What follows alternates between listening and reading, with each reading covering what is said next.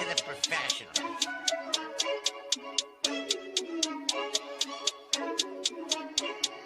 Blessed by Bundy, blah, blah, blah.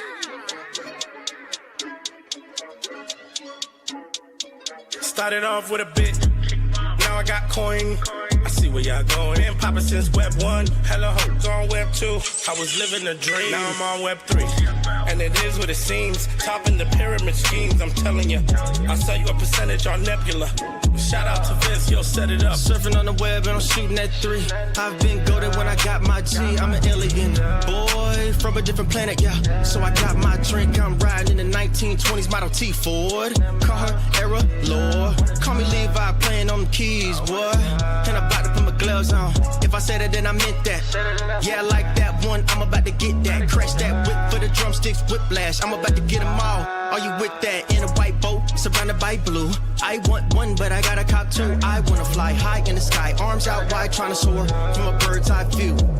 I'm on fire, Ricky, Bobby, cracking the pavement, Whitney, Bobby. I'm a Saki bomb, Hiroshima, Nagasaki. Bruce Wayne been a dog, and I keep it 101, cause I'm feeling kinda spotty. You sipping on some rock, and I'm sipping on octane. The only thing around my neck is the Started off with a blockchain. bit, now I got coin. I see where y'all going. Been poppin' since Web 1, hella hoes on Web 2. I was living a dream, now I'm on Web 3. And it is what it seems, topping the pyramid schemes, I'm telling you. I'll sell you a percentage on Nebula. Shout out to Vince, he'll set it up. NFT, Twitter, blockchain. Seeing with the ghosts and we ballin' like LeBron James. Crypto. We can make a trade, get the memo. Refuse not falling for the FOMO. Listening to Coffee with Captain. You know we worldwide, they loco. I ain't never gonna stop rapping. Orlando, yeah, we working magic. We rocking Ethereum NFTs. I just went and caught me a half base. Man, I got a shout out Started to off with a Body. bit, now I got coin. I see where y'all going. Been poppin' since Web 1, hella hoes on Web 2. I was living a dream, now I'm on Web 3. And it is what it seems, topping the pyramid schemes, I'm telling you. I'll sell you a percentage on Nebula. Shout out to Vince, he'll set it up. Breaking the mood to choose one, but they got knowledge to move, son. I'm shocking in shades with my brother in suits. Yeah, them blues is coming. Even though it's hard to pick, eeny, miny, mo, soda on the mix, no biting lips, it's time to go. Index number 1, no thumbs up, you gotta scroll. Looking at the ghost in studio, it's time to go. I had a helmet on by myself until I met a mask that wanted to have a face off. So I had to bring my chainsaw, full tank of gas in the ride with my brakes off. I'm A1, but a different kind of steak sauce. GM, welcome to Coffee with Captain. I'm Cap. Happy Monday morning, everyone. Hope everyone had an awesome weekend. Happy June 1st. Can't believe it is already June. I'm not sure where the year is going, but here we are, almost halfway through it. I saw someone had a post that, we're already halfway through the year. I'm like, not quite yet. Almost there, but not quite yet. We are live here. It's Coffee with Captain 1172. We are live on X Audio, X Video, as well as YouTube and Abstract. I've got all those links pinned up top. If you prefer to catch the video feed, you can. Any and all the above are appreciated. We love our Abstract family as well as the YouTube chat. YouTube is the alpha, though. That is where I think all 5 Coffee with Captain community members of the month have been active chat participants. Maybe the one, and she's over there every once in a while, but the one exception might be Teacher Katie, who was our first Coffee with Captain community member. Queen of the Abstract chat, and I think all the others though have been very active in that YouTube chat. So if you want to get ahead of June and get in the running for Coffee with Captain Community Member of the Month, head over there, hit that like and subscribe on YouTube. Already several early chatters and likers. Smash that like button while you're over there if you're watching in the YouTube chat.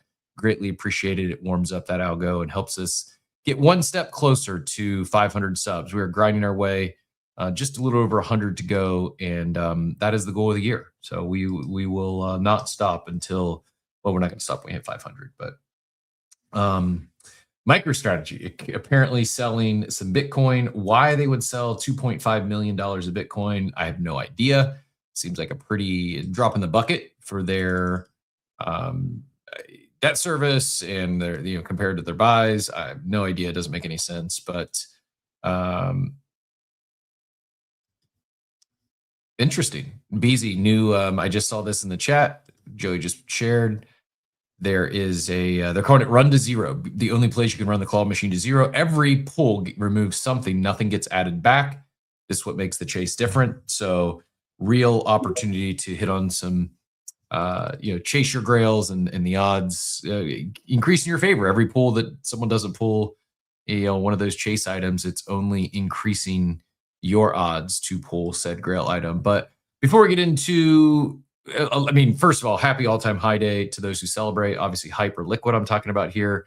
It hit 73.73 following an 8-day ETF inflow streak. I've got conflicting information. I got 8 days. I have 11 days. I'm not sure which one's accurate. All I know is that it hasn't had an outflow day yet.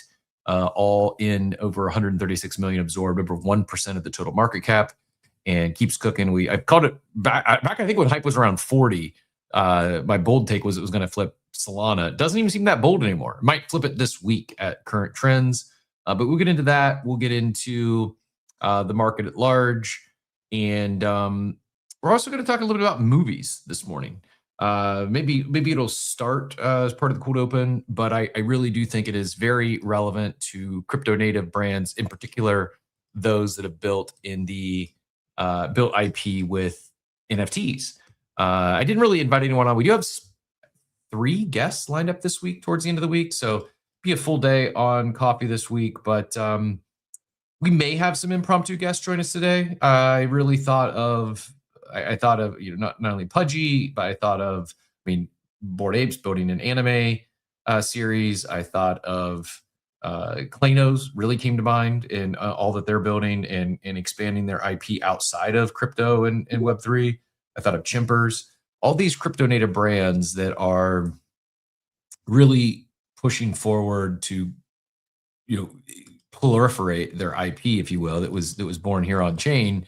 And I think some really exciting news this weekend as a couple, not one, but 2 indie movies took over the box office and beat out, $100 million plus budget Star Wars film that Star Wars seeming to, it's not Star Wars' fault. I really think Disney dropped the ball on how they've built out or expanded on the Star Wars IP. But for a while, it wasn't that long ago. I vividly remember we had Julian on the show when he was CEO at Doodles and talking about how Hollywood was broken and studios weren't taking risks anymore. They were just running back sequels and prequels and just and sometimes just straight up reintroducing a movie that already was made 50 or 100 years ago, and not introducing any new IP because the cost, it was just too risky. And I think we finally seen that model get flipped upside down, and it's we've entered the era of the indie studio. The indie filmmakers are crushing it. We talked. I remember it wasn't that long ago where Marty Supreme took over, and it made Marty Supreme different because it did have an A-list actor. You're both starring in, and pretty sure Chalamet produced Marty Supreme. Was the executive producer behind that? Could be wrong, but he was definitely involved in the making. Maybe he didn't direct it, but definitely involved in the making of Marty Supreme, and it did some big numbers. And then this weekend, 2 horror movies were 1 and 2, while the Star Wars, the $100 million plus Star Wars film was number 3. We'll get into both these in a second. We'll come back to it, but I would be remiss. I know everyone's been tuning in and following along the my NBA Finals sweat. Congratulations to my Spurs and Wemby for winning Game 7 on Saturday night and advancing to the finals. At least it's not everyone in the country outside of Oklahoma rooting for the Knicks. Should be more a little 50-50 now. I also think it's noteworthy that tickets to get into these finals are even like nosebleeds, several $1,000s. And some people are like, oh, that's awful. I can't believe it. Like, buckle up, because it's not just going to be NBA Finals. I truly believe. I've been beating the experiential retail and live events drum for maybe years now, multiple years, and it's just going to keep getting bigger and bigger and bigger and more in demand as far as experiential retail and marquee live events, whether it's big sporting events like NBA Finals or World Cup or Super Bowl, or even concerts and festivals. And anywhere that is live and in person entertainment is going to just continue to increase in value for the foreseeable future, because we're so connected now, more so than ever before, and not only connected and not only online. Some say, "Oh, well, social media has been around for decades, and we've always been online, for the last couple, multiple decades." And while we've been online, it's more so than ever before the unknown of what is real. And I'm not even talking like, is this an AI video or is this an AI character or person? It's so easy. It could be a real person behind the account. It could be a real person's pictures of a human and things that they're doing. But it's not just like, oh, they photoshopped that and took away their crow's feet, or they use some app to hide the blemishes on their face, and it's so far beyond that, in the sense that it could be a real person, that it's not like they used to have to go rent a jet in one of these big cities to pretend they're flying a private jet somewhere just for the the Instagram shots. They don't have to rent the jet anymore. They can just recreate any experience using AI. And I think as we see more and more of that, the whole dead internet theory and AI agents everywhere, and or people using AI to make it appear as they've done things, I think the demand for real human experiences, real human interactions, both at retail as well as entertainment venues, is going to be up only for the foreseeable future, like hockey stick. And I don't know, other than as I've kicked around launching, or pursuing another retail venture, for probably too long now. I need to, do it or get off the pot, as they used to say. I think far beyond that, it is, how do we get exposure to this? How do we get exposure to, like, I don't know, like investing in the Madison Square Garden? I think they're publicly traded. I could be wrong on that. It is MSG publicly traded. Yes, it is on the New York Stock Exchange. It's MSGS. So it owns and operates professional franchises like the Knicks and Rangers, and manages live entertainment videos like Radio City Music Hall and the Sphere. Oh, that's interesting. So, like, maybe that's it. Maybe MSG stock is one that we should look to get some exposure to. It is trading at $374. It's up 10% in the last month, up 65% in the last 6 months. So I'm late to this trade. Up 44% year to date. While I'm late, I truly do believe, like, probably not slowing down. I could see more spheres, not hundreds of them, but I think you could realistically see dozens of spheres. I'm surprised we haven't seen one pop up in Dubai yet. There'll probably be one in Miami. MSG has 761 employees, and this is it's not the best chart, but you can see that, looking at back here, it's up 44% of the year, 65% in the last 6 months. It was trading at it was trading at 270. It's up $100 just since February, mid-February. 3.5 months, 3 months. It's crazy. And so what else? This is going to be, I may have a conversation with ChatGPT and Claude today. And if you know any, whether it be stock, or I think it's also the interesting part with crypto is,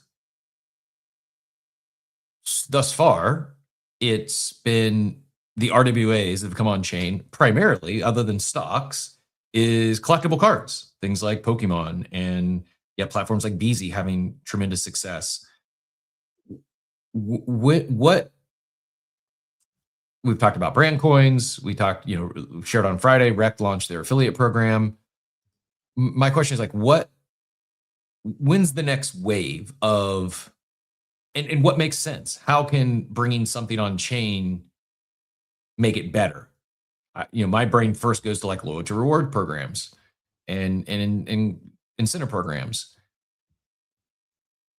We haven't seen much yet, though, in the sense of, I know Ticketmaster does NFTs as tickets, but it's not really, like, they do, but they don't.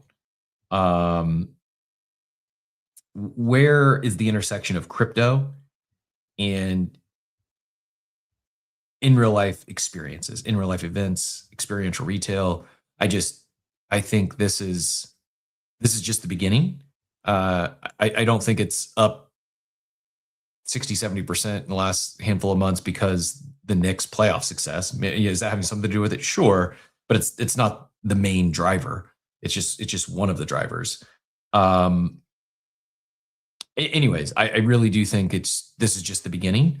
And so then you think about this combination of, we've got experiential retail taking off, experiential live events, marquee live events taking off, maybe all-time highs. Like, I don't know. Like, I'm betting, without looking, I'm betting that this year's NBA Finals will be the most expensive NBA Finals ever to attend in terms of ticket price. You get the World Cup right around the corner. Most expensive World Cup ever. In addition to the marquee live events and experiential retail taking off, we're also seeing movies booming. And it's not just the two indie movies I mentioned this weekend. I'll pull up AMC stock next. I know this was, one of the, the whole GameStop, I don't know, Redditors. I know this is one they got behind for a while, but I think what we're seeing recently it isn't necessarily just that. I mean, it's up 20% in the last month.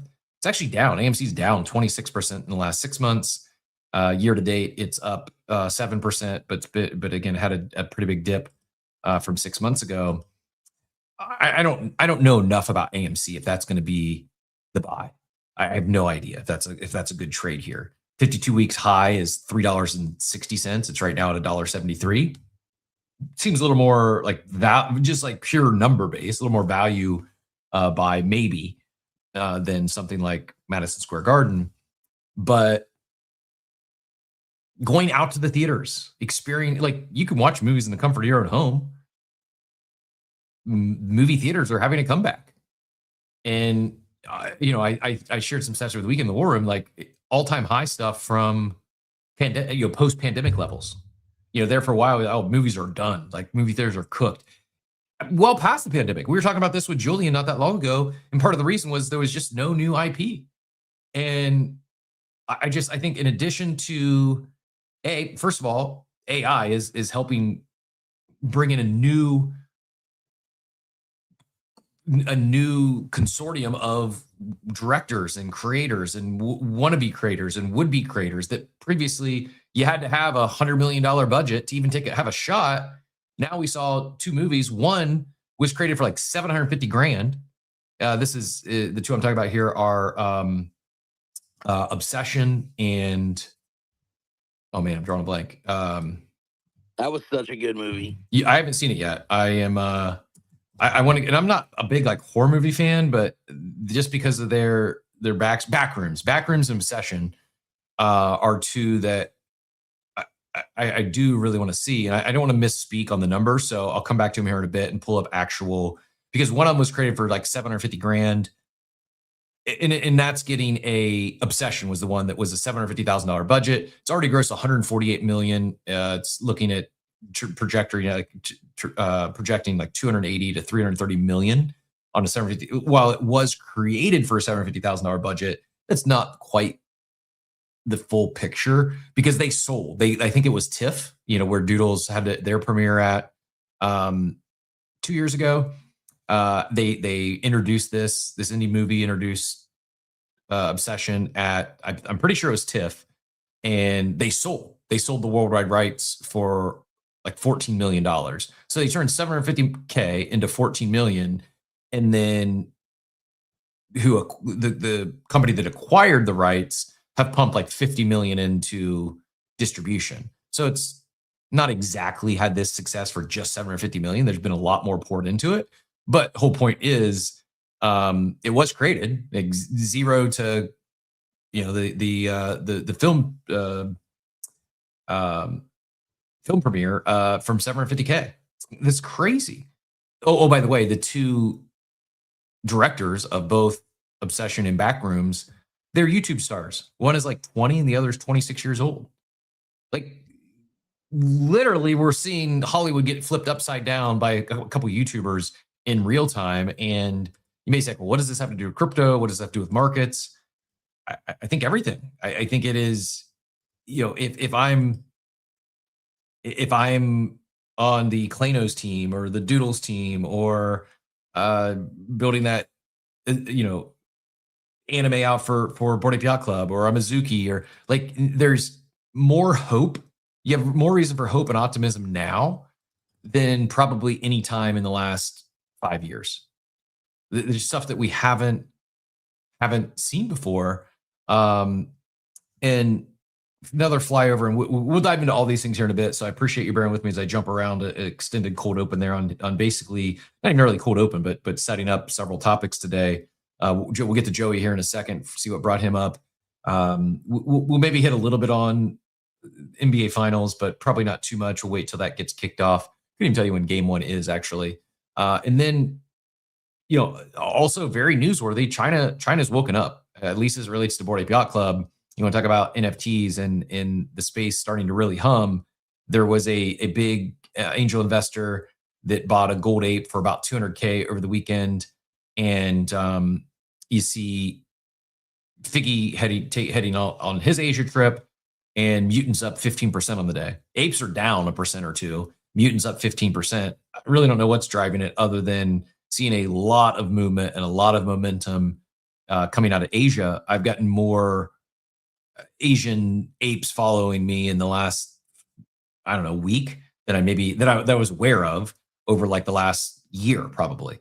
And I don't think it's a coincidence. I think it's, as we've seen many things with Biggy's focus, is he's been very dialed in, seems to be working around the clock, and very, while yes, they're responding to community, and unfortunately they've got to, they had to deal with some drama last week.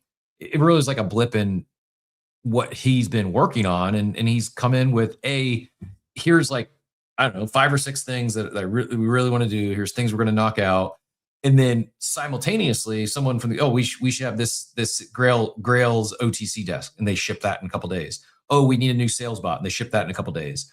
So I'm finding it very impressive that while executing the high level plan, they are continuing to work with or build in public with the community and deliver things that are requested, would like to see, not everything, but things that make sense, shipping around the clock. And part of the focus, one of those big pillars was growing Asia. So I'm going to change the title here. I'm going to hand it to Joey, but exciting day to see so much, I think, new activity. I think we're seeing a wave of maybe not new crypto entrants or new crypto participants, but I think we are seeing legacy OG crypto participants starting to take positions in certain NFT projects. And I think there's a world we could see more and more of that. I mean, there's also people, I think of Kalita, I think it was, one of the, this is bad, he was a punk holder and funded a movie he funded it with an NFT mint. We've seen a few other attempts in that realm, but I don't know as if the masses were quite ready yet. I don't know. We hadn't had that breakout moment and of success of these indie movies as we've seen here in 2026. And it's not just indie movies. I mean, you also have, like the Odyssey is going to hit. Disclosure, Day of Disclosure Day is coming soon. We're seeing, I don't know. I think the biggest year in movies as we've seen in a very, very long time. Jealousy in the chat says love from China. Right back at you. Yeah, a lot of new participants from across the globe that maybe have been here, maybe been in crypto, and are getting more and more active in select. I say select. It is some of the OGs that are having seemingly bringing in new members, while at the same time we're continuing to see new mints pumping. We'll hit on those when we get to the market update. But I saw Reorder, which was Dario Di Siena, a new mint, up to about 0.02. Normie's still over 0.5. Brain Rot was another new one. It's up to 0.03. That Drop Dead Gorge is down on the day, but still over 0.4, 0.04. The Penimals, I'll wait to show you those on video later, but it's did some about 10 ETH in volume in the last day. Several newer collections. Those Shellmates back down to 0.157. So I should have sold when we hit that 0.02 mark, but such is life. Just a continued momentum of new mints, lower supply, lower cost, but still seeing action that we haven't seen in a while. And what we have seen in a while, almost every day over there in the abstract chat, is Hans with the big generous Pingu tip. Greatly appreciate you, sir. Thank you very much. And on that note, I'm going to bring Joey in here, who's been patient with the hand. I'm going to change the title. Joey, GM, what brought you up this morning? Yeah, buddy. I came just to hang out, but then you started talking about like live events and experiences and stuff like that. And, you know, as somebody who every weekend is pretty much at a live event, mainly obviously card shows, there's definitely been, you know, we've talked about this many times since on the show about, you know, the resurgence of like IRL post COVID, right? Like there was this going into COVID, it definitely felt like we were moving into a much more virtual world with everything. And then COVID happened and everybody got locked up and, you know, streaming exploded, you know, the metaverse idea exploded, like all of this stuff related to being locked up in our house. Just, it was like, this is happening. Like in the next 5 years, this is happening. And 5 years later now, and I feel like now, I by the way, I still believe in all that stuff. I'm not here to say I don't believe in like virtual experiences and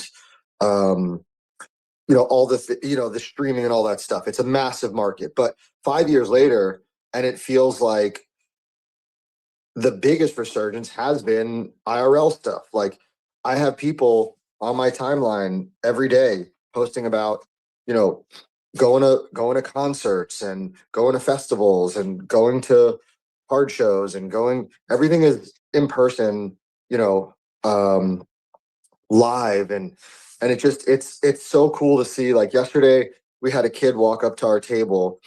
I mean, he couldn't have been more than 5. And, you know, we were kind of towards the front. So we were one of the first tables he visited. And we happened to just take in a Mega Greninja. And apparently it's like his dream card. It's the card that he's been looking for. And he walks up to the table and he's like, I want that. And he's talking about like how powerful the card is. And he's like, will you guys do a trade with me? And, you know, pulls out his little binder and, you know, we did a really, obviously when they're young like that, we're there for, you know, for the experience more than anything. And we did a trade with him and he was so excited. He couldn't stop. You know, his parents were so grateful. And like, to me, you can't get that on Whatnot. You can't get that on live streaming on eBay. You can't get that on YouTube. Like that experience of seeing how excited he was to quote unquote get his dream card from our table. It was just, I mean, it was worth all the money in the world. And I know people like probably like, that's a lie. If you would take $10 million over that. Like it really isn't, man. Like the hobby is not a hobby anymore. It's a crazy, crazy business. But those moments like really make you love what's happening. And you can't get that unless you're at an IRL event. Yeah. Check. There we go. Actually hit a button. I agree. While I remain very bullish on the digital world, the digital realm, the metaverse that is X and every other social media platform, and even things like, you know, other side, I think that's all important. I just think as that stuff becomes more and more popular, which I think is inevitable, I think it creates an even more in demand. It makes more in real life experiences even more in demand because more and more people are just going to be forever online. And things like, I mean, you've heard me talk about how memorable our night out, big group of us at Consensus Austin we went to Comedy Mothership to see, it's Joe Rogan's venue in Austin, and you to get into the theater, you have to lock your phones in like a bag that you can't have access to it unless you leave the venue. You're starting to see restaurants prop up with this. I think you're going to see more and more, not only in real life events, experiences, etc., but ones that lean all the way into it. And it is you complete immersion in the present, and prohibiting you from being distracted from your device, being distracted from the digital realm. And I still need to think through this investment thesis. Okay, how do we best play this, right? And part of it, could we find stocks like Madison Square Garden or AMC that should win if this strategy is true? Yeah. Could I launch another retail venture? Yeah. But beyond that, what maybe I'm overthinking it. Maybe the worlds don't need to be connected.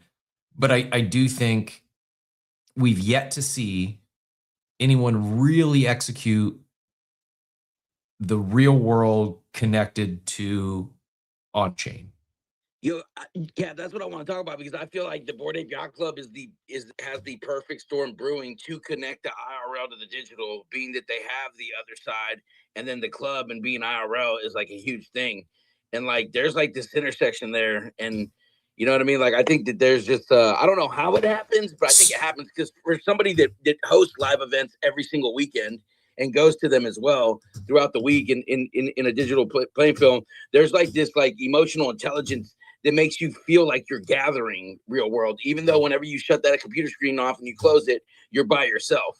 Yeah, you know what I'm saying? I do. What I don't quite understand yet, or I don't even have like a good guess. I mean, I guess I have some guesses, but I don't really know, is how they're going to connect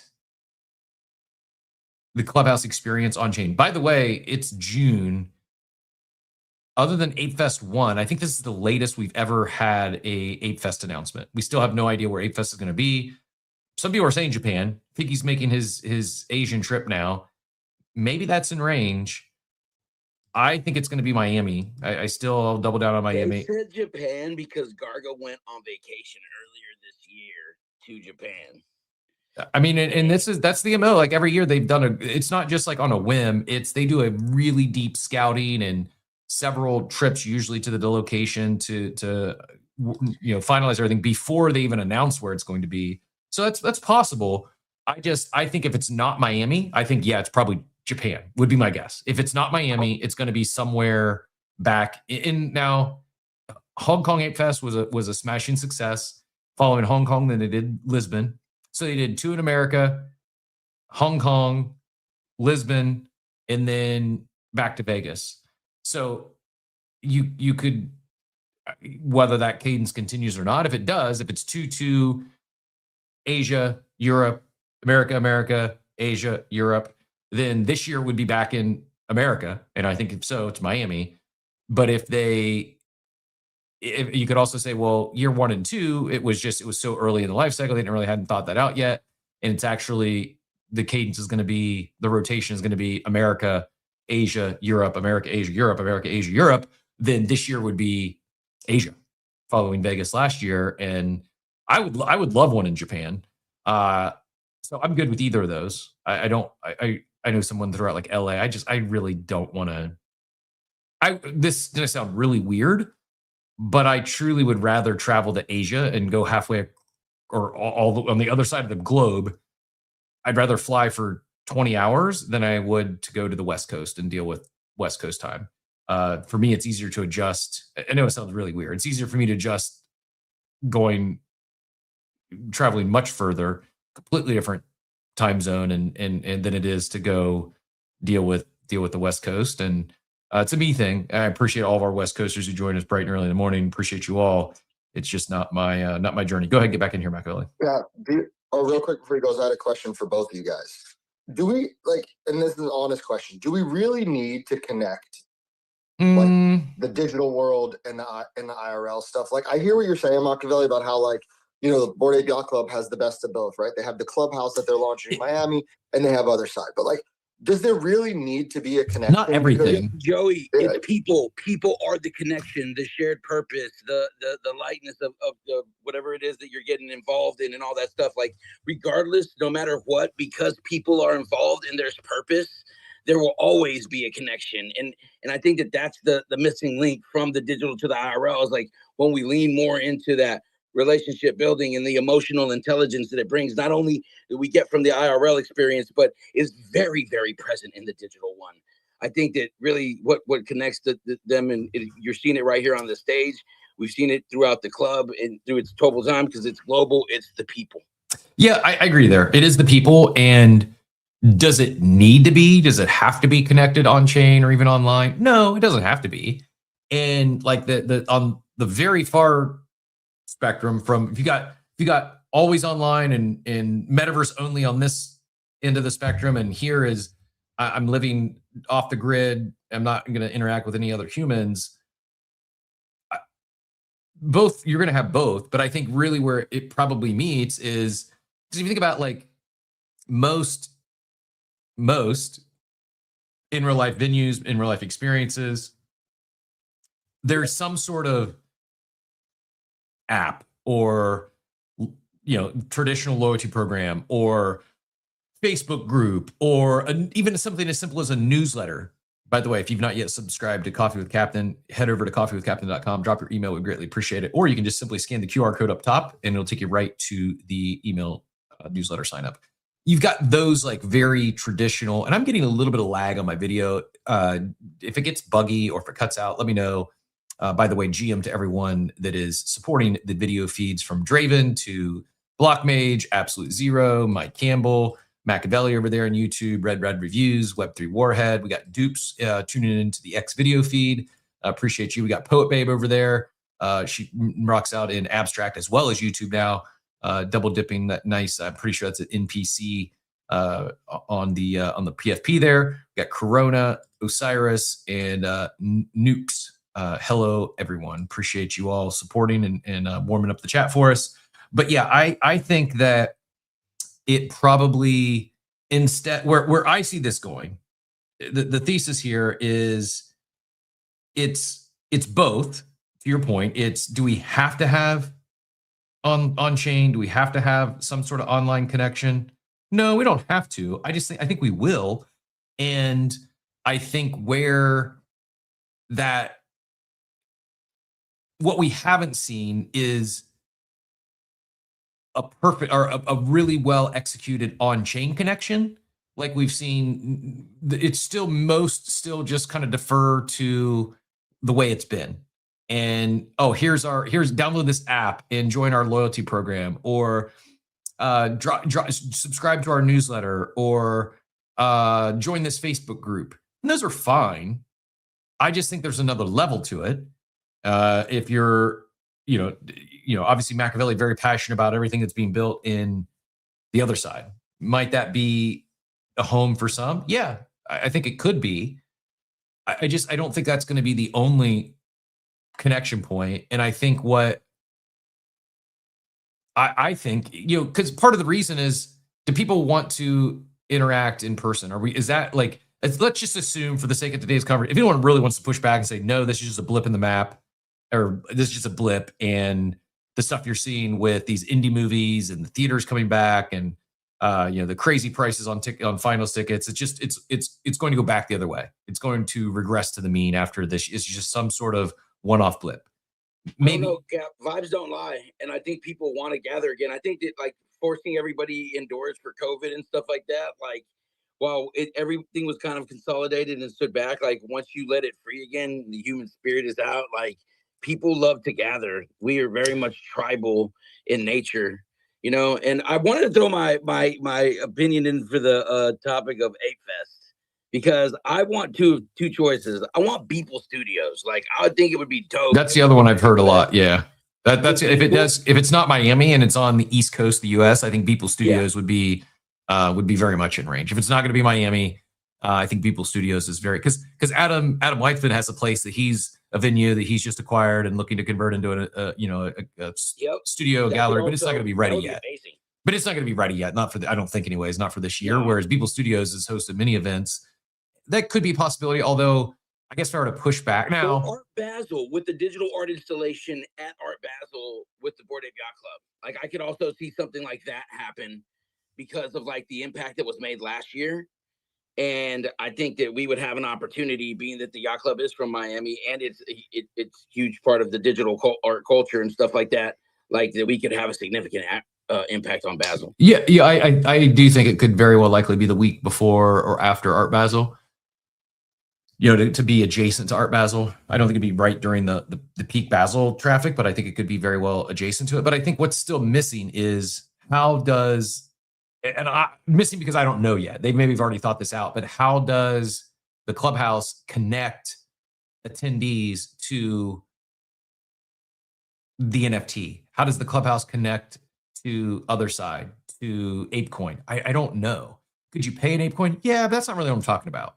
Could you live stream events that are happening at the clubhouse on other side? Yeah, you could. That's part of it, I guess. But that's just like, I think maybe a piece of the overall strategy. And what I still don't quite know yet is what is that strategy? How does, and to Joey's question, do we need to bring everything online or on chain? No, we don't need to.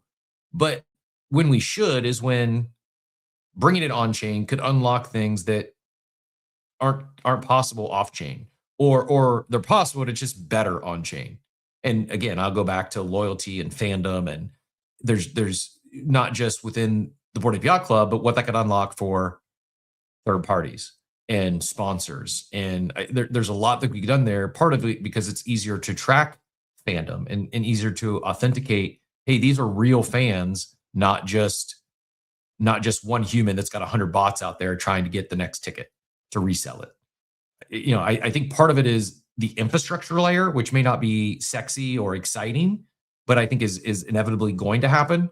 Probably the more fun part would be how do you get these in real life participants to, and I'm not saying it would defeat what I'm saying if the whole online experience, the on-chain experience replaces the in-person experience. That's not what I'm saying. I think as online on-chain continues to grow, I think you're going to see increasing demand for these marquee live events and in real life experiences.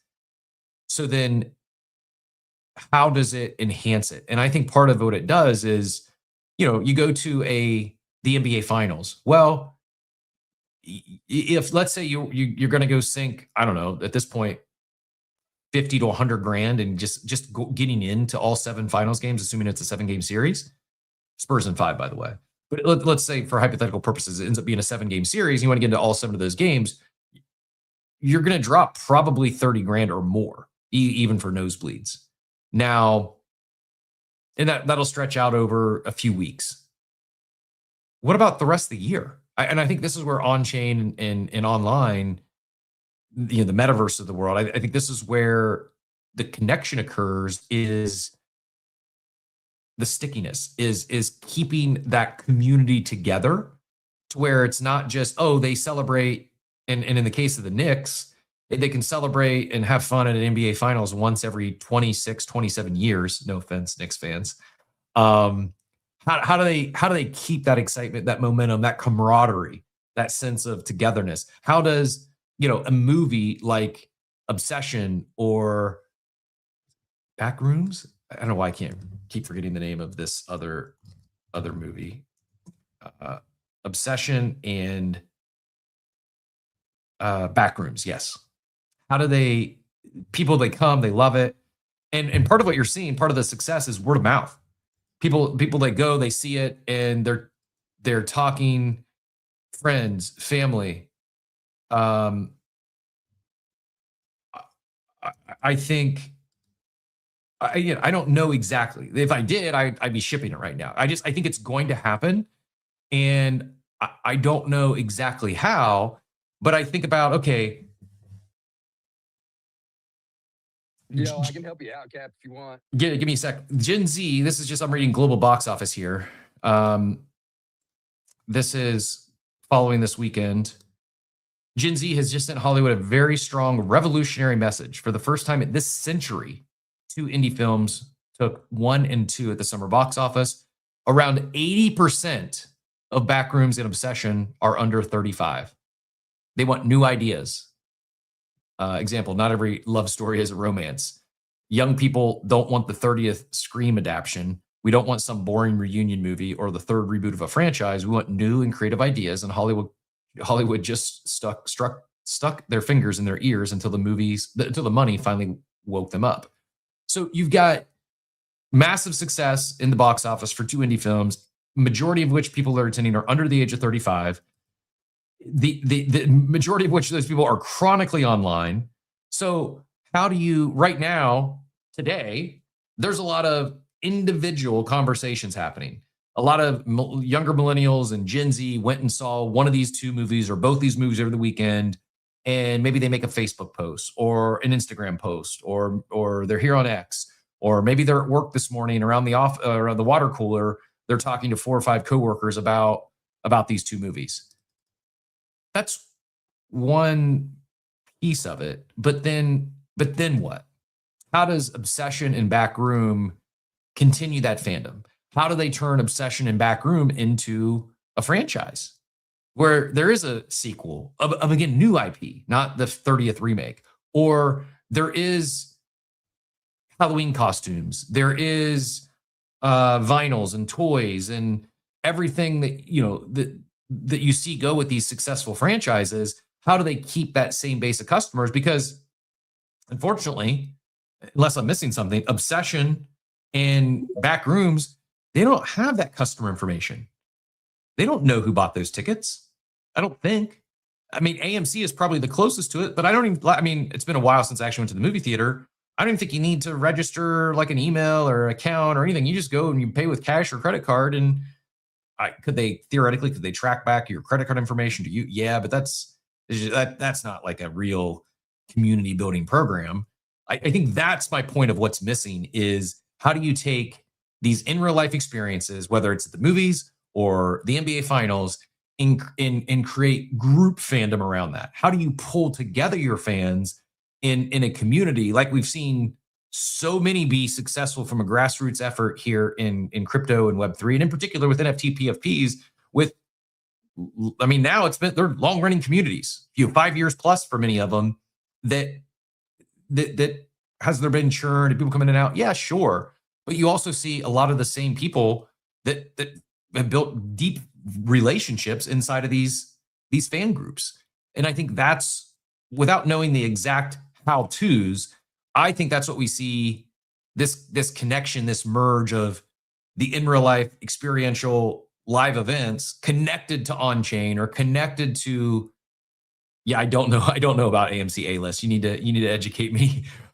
Wirehead X. I need to think real long and hard about the last time I've actually been to a movie. I don't even have a guess. All I know, it was pre-pandemic. I have not been to a movie since, at least in the last 7 years, and I can't for life of me think what the last movie I went to was. Clearly wasn't that memorable. And I used to enjoy going to the movies, but I think 2 things happened. One, the pandemic was one. Then 2, it was so expensive, not just go to the movies, but you want to go get, take a family to the movies and you buy some snacks. Next thing you know, you're like $100, where I could just watch it from the comfort of my home, pay $20 like the week or month after it was in the theaters, and watch it via the streaming platform. I think that, and I did see one of these movies, Obsession or Backrooms, I'm not sure which one. It was supposed to go on the digital streaming platform like next week, and they pulled it and extended it to a 45-day in theater exclusivity. And I think we see more and more of that. So Joey, go ahead and get back in here, and then they'll bring Ilan in. Quick. Yep. Yeah, when you look at the movie numbers, though, you have to remember, because I've looked at this stuff before. You have to look at like the adjusted, I don't know what they call it. Yes, you look adorable. The adjusted, because remember, movie ticket, movie tickets used to be able to go to a movie for $3 or $5, right?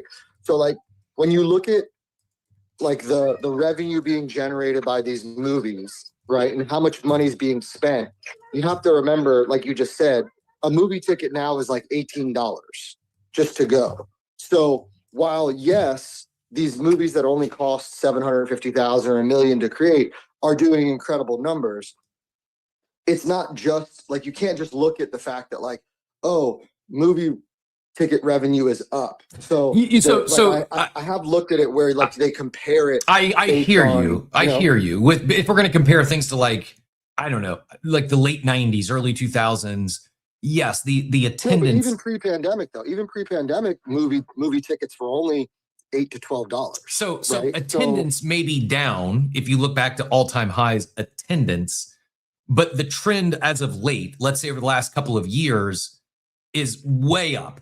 And it's not just, and yes, it is revenue dollars, but it's also attendance. Like movie theaters were, like people are saying they're dead, like it's over. Like it's just, they're never going to come back. Those people were very clearly wrong. It's very much having a moment now. And yeah, is attendance still off of all-time highs? Probably, because your point, inflation, and they just cost so much more. But Mayhem just shared AMC Entertainment,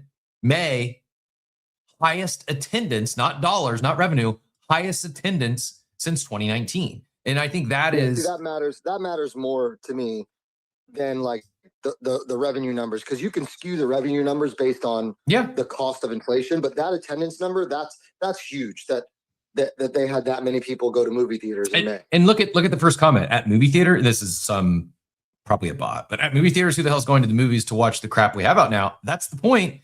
It's not just crap anymore. Like I don't think it's a coincidence that they have an all-time high attendance month since 2019, when, from my perspective, there was more new stories, more new IP, more new movies launched in the month of May than I can remember in a long time. That wasn't just Scream 7, right? It's like we're seeing actual new creatives. And the one thing I haven't hit, and Ilan, I promise you're on deck. We're going to get to you. We'll get to the rest of these hands. Appreciate everyone's patience.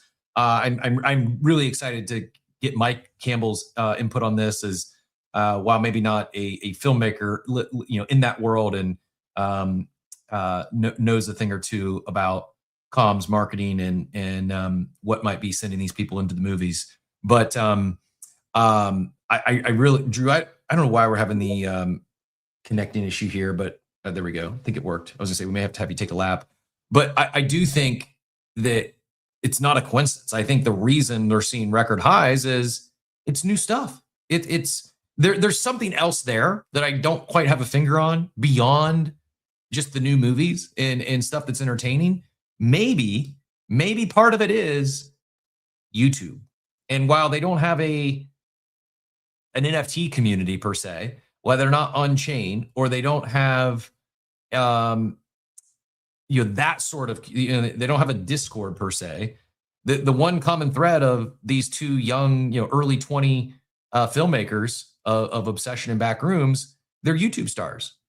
And I think, like, I know Mr. Beast did Beast Games, but if Mr. Beast drops a movie, it's probably going to be number one the weekend in the box office, the weekend it drops. Why? Even if the movie's junk, well, he's got a huge following of people that trust and really enjoy his content. And he's become one of the best video makers in the world, if not the best, when it comes to short form video or even longer form video. A lot of them are going to have trust and faith that the movie's probably going to be pretty good. So I think that we talk about this world of content creators and this new economy. People, now that you have a following, you can sell products. You can drop coffee mugs, which we still need to do, by the way. Coffee with Captain Coffee mugs coming in 2026, I promise. Now that I promise, we got to make it happen, Payne. In addition to products, I think to me, it's very logical. We see more and more of these YouTube stars get into the movie making business. Up until this year, or maybe up until last year, for them to do that, they had to have one of these studios take a big bet on them. A risk, for the studio's perspective, a risky bet, because we're going to have to invest tens of millions, if not over $100 million to take this thing to launch. That you don't have to do that anymore. And now I have no idea how much AI went into production or even copy or script. I have no idea how much AI was used in the making of Obsession and Backrooms. But my point is, there's so many. I'm not saying that the footage has to be AI. It's just like we talk about startup businesses. A one-person startup can accomplish a heck of a lot more today than a one-person startup could have 10 years ago. Same thing we talk about movies. Making a movie is still a business. And you can be so much more efficient, so much more productive with a small team than ever before. And that's across industry. And I think there's a very real world where you see more and more of these YouTube stars, these that have built a big following, get in the movie business. And today that's the community element I'm talking about here. But not everyone is going to be a YouTube star. And everyone's going to have a big following and big community before they launch their movie. So then what? Do they launch a YouTube channel? Maybe. But I just think there's something there that these digital communities that we know and love, that this on-chain world can unlock. Ilan, thanks for your patience. GM, sir, what brought you up this morning? Or tell us what is the answer? What is the big solution to fix this thing? Yeah, absolutely. I mean, I think the clear example here is what we've created, right? Like the unlock is essentially ownership represented online. And I think, largely what we're seeing is the setup, right? We're seeing the setup of these YouTube guys created a community online. They were able to tap that community to, sort of proliferate their next venture, which was a feature film. And it became wildly, successful. I think obviously what we got here is connected global community. We have some storytelling, right? We have digital ownership, representation, and identification, all represented, sort of online. So yeah, the unlock is, ownership, and we see what Figgy's doing, right? Refocusing on collectors. And what do collectors want to do? They want to collect. So, and what are we talking about? We're talking about experiences. So collectors collecting experiences means that, they have a quote unquote collector's page that shows all the shit that you're into. And particularly if you're on, the sort of the bleeding edge of shit, like you want to flex that. Like you're a tastemaker. Yeah, you want to flex that shit. You want to be the first guy that found XYZ thing, and you want that represented online in your collector's profile, so you can prove to everybody that you were actually one of the first movers in this thing.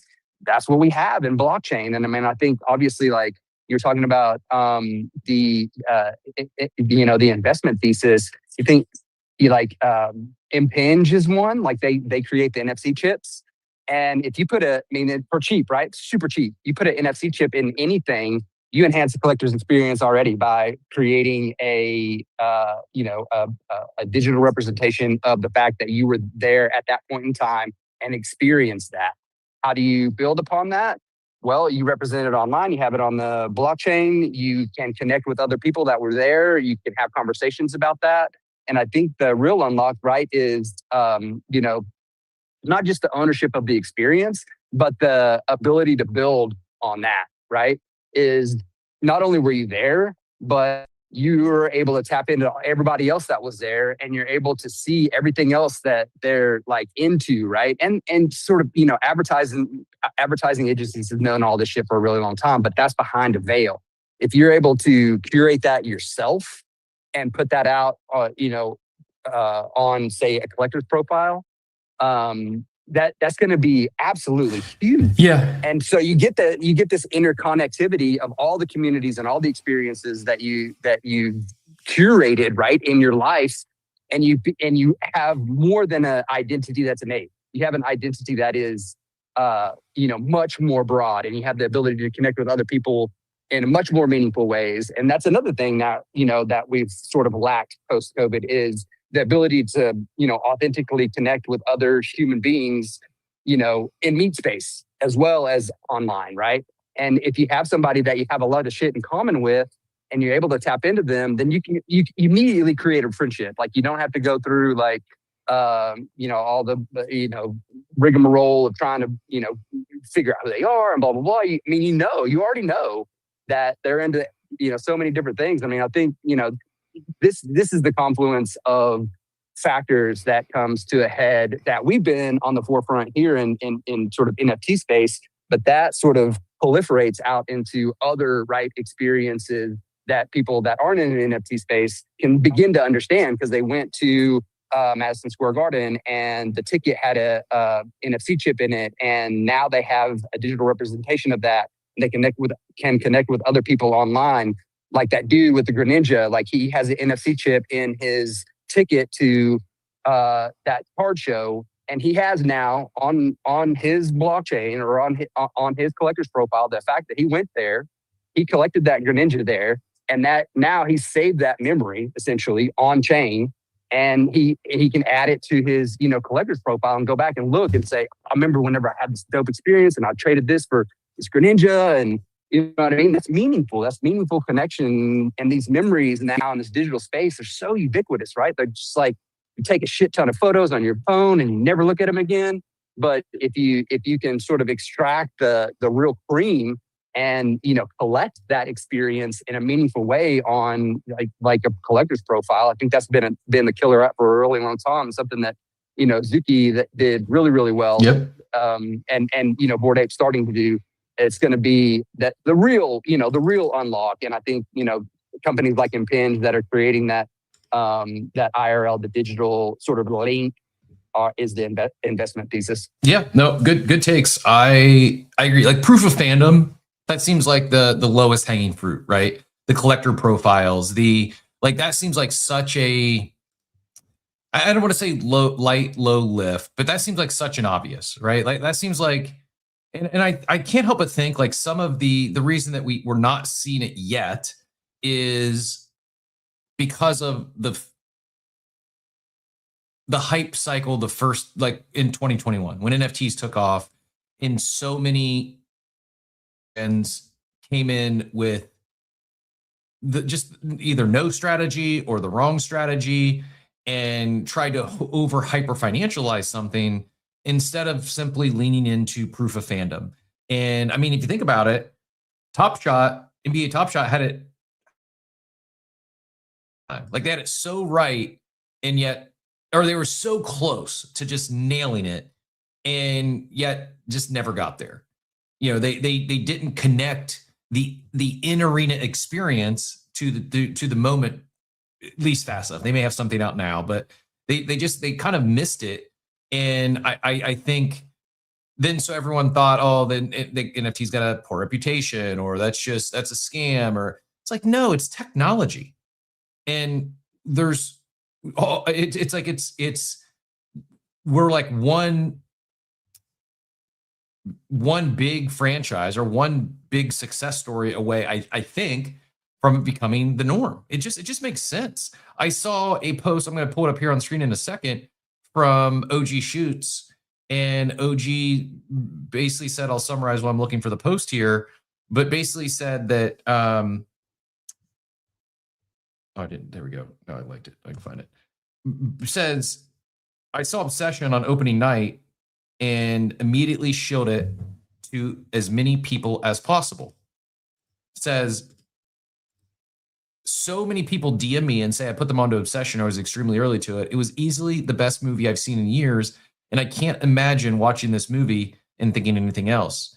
Indy Navarat is a generational talent. Michael Johnson played a great piece of human garbage, and Curry Baker accomplished something that hasn't been done in the history of filmmaking.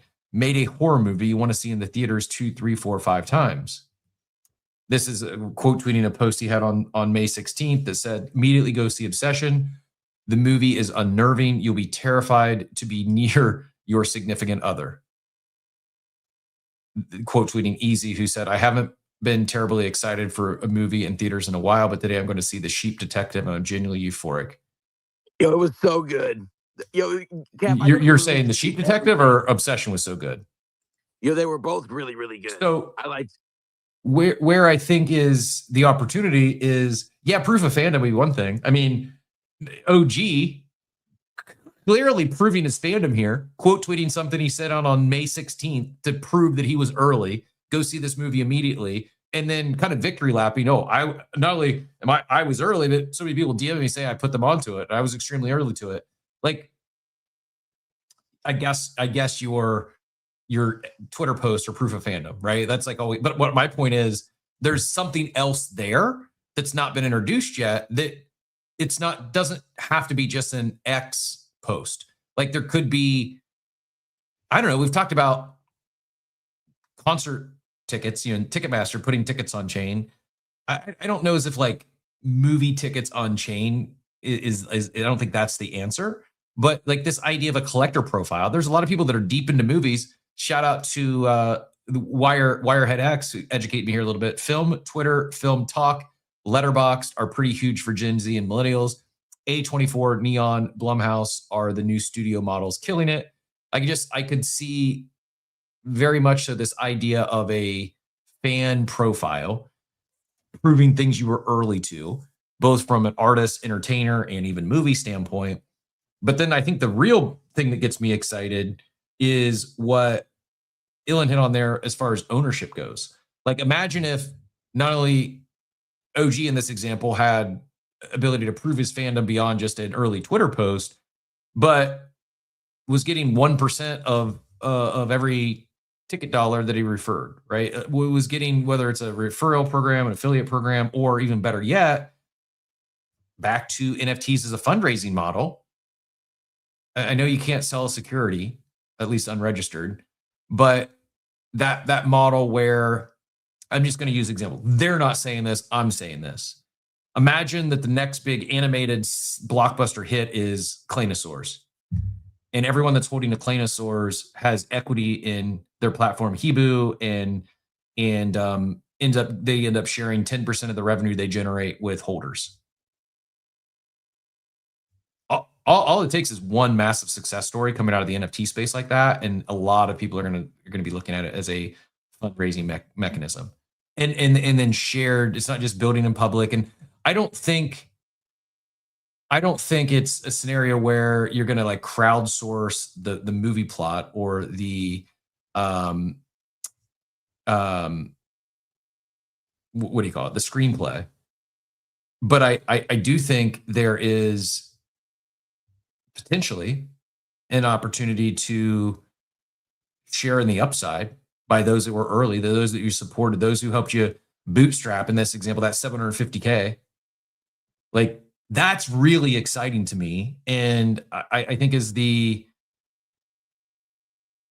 regulation and we get further down the path of making this stuff compliant and real, made us as an AMC season NFT ticket that gives badges for individual movies when you go see the movie. Yeah, like next generation loyalty rewards program.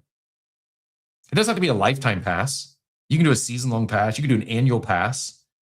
And then, I don't know, the people who go see the most movies, you get a discount on your tickets. And the people who go see the most movies this year end up getting the pass for free next year. I'm making stuff up, throwing stuff at the wall here. I think there's something here connecting these experiential live events or in-person events, leveraging what blockchain technology can do, because then it's not just like today, as I mentioned earlier, that the pain point, the problem that needs solved, for instance, is Obsession and Backrooms have no idea who those fans are that went and spent $100 million this week and go to see their movies. They have no idea. Now in this filled all their friends to go see it. Right, exactly. Who is not only our biggest fans, who's our promoters out there, who are our brand ambassadors? How do we identify them? They don't know. But in this world where, imagine now your AMC tickets on chain, they would know who all their end user fans are. Because in that example, it's not just, I have this AMC pass in my wallet. It's I have the AMC pass in my wallet and I have this badge that shows I went and supported Backrooms, supported Obsession.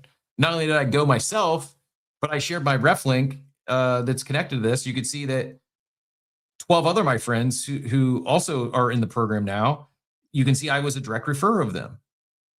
And then it's not just, and then in that world, it's not just Backrooms or Obsession that can see who their fans are. The next 22-year-old YouTuber who is launching a movie, they can see who the moviegoers are. They can identify who the fans are of other horror flicks from indie films. And you now all of a sudden you start building this flywheel of knowledge and intel that's not just reserved for the data giants, the Googles of the world, the credit card companies. It's your independent filmmaker can tap into this data of, again, proof of fandom is what I keep coming back to. Speaking of proof of fandom, let's go to proof of Alpha Degen next, and then we will get to the rest of these hands. GM, man, thanks for allowing me up. Cap, it's always a pleasure. I just wanted to speak to the connecting the live events and the collectors, blah, blah, that thing right there. So, when you open a clubhouse, speaking of the Bored Ape Yacht Club and the clubhouse, when you open a clubhouse, you got to have events to sustain, right? If that would be like opening a movie theater without showing movies if you don't have events at a clubhouse. Like I would say a big event monthly, and likely at least a event weekly, if not many events on a daily basis. Yeah, 100%. You're in Miami, mind you, and the real estate is not cheap. So even if you're leasing or buying, you got a big upfront that you got to overcome if you're going to have a successful or any kind of productive business from the business point. So you got to have events at some point. And so the part about connecting those IRL events to your club members who are in different and remote areas of the world, who don't get to see those every day, or who can't make that drive or the flight every day, every weekend, or for their special event that may come up, Bad Bunny or somebody may come up, and you just can't get out of Australia at the time. Then what we did was we thought it through, and I've got Dev Allo, we putting together the mobile clubhouse. And so in the mobile clubhouse, you got conference rooms where you can come in and book out conference room for your local events. If you can't make it to a local meetup and it's like 30 of y'all and only 26 can make it, the other 4 can watch as through the live stream of the mobile clubhouse, karaoke rooms, secret rooms, gen chat, and all that kind of stuff. It's just like having a Zoom meeting in the clubhouse, and it's gated. And so it's got gated rooms and what have you. But that part, when you started talking about the connecting, that IRL to the on-chain and online, that's what we've been putting together. And, Dev Allo, and then I got another Dev that's Philly as well. But these guys are knocking it out. We're almost finished, ready to go in beta. But that's our attempt at trying to make that connection to keep those IRL events alive and keep the spirit alive, because people want to see those things. And so they don't start to get discouraged because they can't make it to those events every week, or the big one that they wanted to see. They'll still be able to view it and feel like they're right there because they're a club member. I land the plane there. Yeah, I think where I get it. I think where I get hung up is, at least personally, I don't know if viewing or participating in the local event via the other side or a YouTube live stream, it just doesn't hit for me. I watched a set from Coachella this past year. The whole thing was streamed on YouTube, and you can get the whole Coachella experience for free on YouTube. It's just not the same. 100%. It's not, but it's at least it's an attempt, so you don't have to feel all the way left out. Of course, you standing at the base of the stage, getting water slung on you and jumping around. That's a whole different experience in itself. But when you still can see a piece of it, or if you wanted to see Van Halen or somebody, and it was, this is your lifelong dream and you couldn't make it, it's a second source of energy transfer. So yeah, it's not the same, but it's definitely the mobile to the real deal, second in command, but definitely trying to make that connection between the two. Yeah. There's something there, and I think that's maybe part of the solution. I just think it's part, not the end all be all. I think that is, I don't want to say it's table stakes, but yeah, with something like the clubhouse and other side, it's kind of table stakes to have that stuff live stream, have a way to participate on chain if you can't make it in person. But I think there's something more than that we haven't come up with. We're going to go to Mike next. Mike Campbell, appreciate your patience. Before I go to Mike, I'm just going to read Betty's post here. It says it's actually very bullish for NFTs and Web3 IP that we're seeing indie level filmmaking pop off in the box office. People are tired of remakes, sequels, and traditionally made entertainment with massive budgets and glossy finishes. Non-traditional approaches to storytelling are starting to capture audiences over the norm, signaling a shift that bodes well for very unconventional approaches we're taking here. Wholeheartedly agree. Mike, GM, thoughts on this? Too many to be articulate. The floor is yours, sir. You want to know the truth. So first, the success of these two films. Horror films reflect society or what may be going on and allow people to discuss things about what's going on around them, right? You've got Backrooms. Backrooms has been an online meme thing going on for years and years and years. So there's a huge story behind it. Interesting. Already. Can you educate me? I'm not familiar with the backstory. What other than a horror story, what is Backrooms? What's the meme? What's been? Well, it's like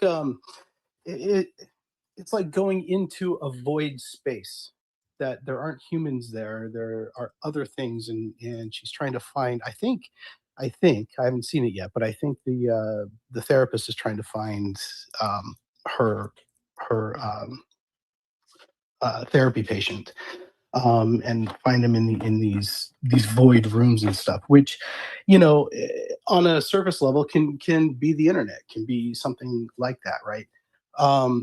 But because there's a mass following behind it already, that helps with the box office. And when you've got Obsession, I mean, I know you got divorced and we're dating for a while and stuff like that too, and I'm divorced and trying to date, but everything's online now. I don't know how to fucking date anymore. And you run into somebody who's in real life, you have no idea if they're crazy or not. And this is a fear that a lot of people have in today's world, trying to meet other people, right? Without going out into society like we used to. And that's definitely something that can be talked about with that film as well. As far as the marketing and stuff goes with Obsession, reminds me of the Blair Witch Project. Same kind of thing, right? It went to Sundance, it got bought. Was it Artisan that bought it? I forgot.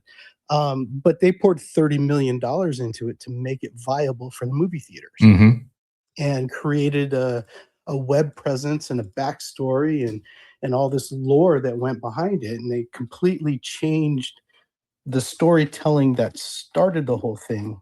But so these little indie films can be like calling cards, right? Like a pitch deck almost when they actually make it into these festivals that are basically run by studios. I may be the only person in the room who's actually written, co-produced, starred in a horror film that got distribution. So this is kind of my thing, but or it was anyway before the pandemic. Show your horror film. What is it called, and where can we find it? I don't know that I want to.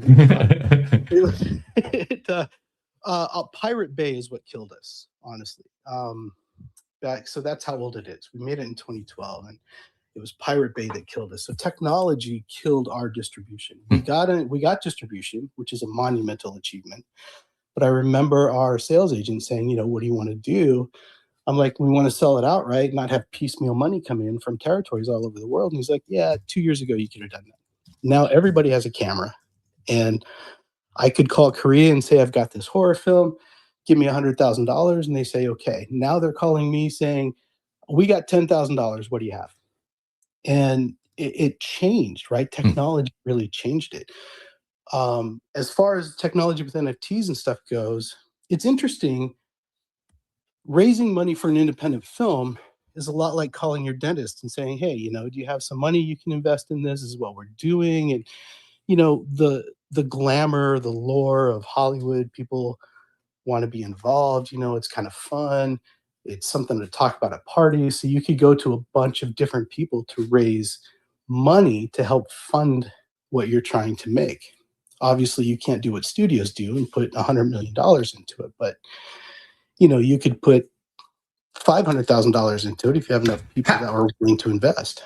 And so NFTs might play a part in that, right? Sure. That's what I'm thinking. Like to raise not hundreds of millions of dollars, not 14 million, but to raise $500,000 to $1 million or $1.5 million, you can 100% do that with an NFT mint.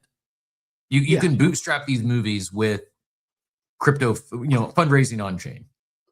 The thing that people need to realize is that over 90% of movies fail to make money. Right? So forget making money. I have another question. Sorry for interjection. How many of these movies, these indie movies that get shot for, we'll just use this $750,000 example, less than $1 million, how many of them even make it to something like TIFF or Sundance Film Festival? Like, how hard is that even? Because like you said, they get to these festivals and then they get bought by a studio, right? How hard is it even to get into these festivals? How many? Incredibly hard. Yeah. So like, maybe would you say like for every movie that's produced for less than $1 million, like, is it like 50% of them make it to a film festival, like a major film festival? Is it more like 10%? Like, what is, like, help me get a kind of a better understanding of like how hard is it? The lower number is the better one. As far as an exact number is, I don't know. But what I do know, Sundance started as an indie film festival, that kind of came out of that indie movement of the 70s and everything. And Robert Redford started it. And it was a place for people that were telling stories to be able to show their stuff and possibly get distribution out of it. And it has been taken over by the major studios, right? That's their launching pad. It's like their advertisement to the world now. And that's what most, like TIFF is like that, and Cannes. Cannes not so much like that as TIFF and Sundance and things, but so it's very difficult. If you know somebody, then it's easier. So real world connections once again play a part. You have to know people. It's a very, very inside business. And so I would say the lower number is definitely. So inside business, I agree with something like Sundance. Yeah, like Sundance, while it maybe started as a place for independence, it's now like there'll be people that'll go spend more on their chalet in Park City than some of these movies are than Obsession got made for. Like it is very not just studio driven and maybe hard to get into, but it's I don't want to say elitist, but it's very elitist. Doesn't feel very indie as far as like the grassroots indie goes. Yeah, and there's a spin-off festival that happens at the same time in Park City called Slam Dance. So it's down the street from Sundance, right? And that's a more indie kind of flavor in order to kind of combat what's happening with Sundance, right? And you have everybody in town at once. And so now Slam Dance has been there for years now too, as more of, hey, yeah, we're not studio guys, but come see these movies as well. Yeah, very interesting. Appreciate you sharing. And to your point, you're talking about the Blair Witch Project parallel here. I pulled up this post from Akash Gupta, who says the 750K everyone is dividing isn't the number that actually made the money. As I mentioned earlier, Curry Baker shot Obsession for 750K. Focus is the studio that then paid around $14 million to acquire it at TIFF. In a 2,600 theater-wide release, runs tens of millions more in prints and advertising. The real cost basis behind $148 million is closer to $50 million than it is $750K. Still one of the best trades in modern Hollywood, just not the trade that the post describes. Two different companies are winning here. Capstone financed the 750K production and sold worldwide rights. So the return is the $14 million check plus international.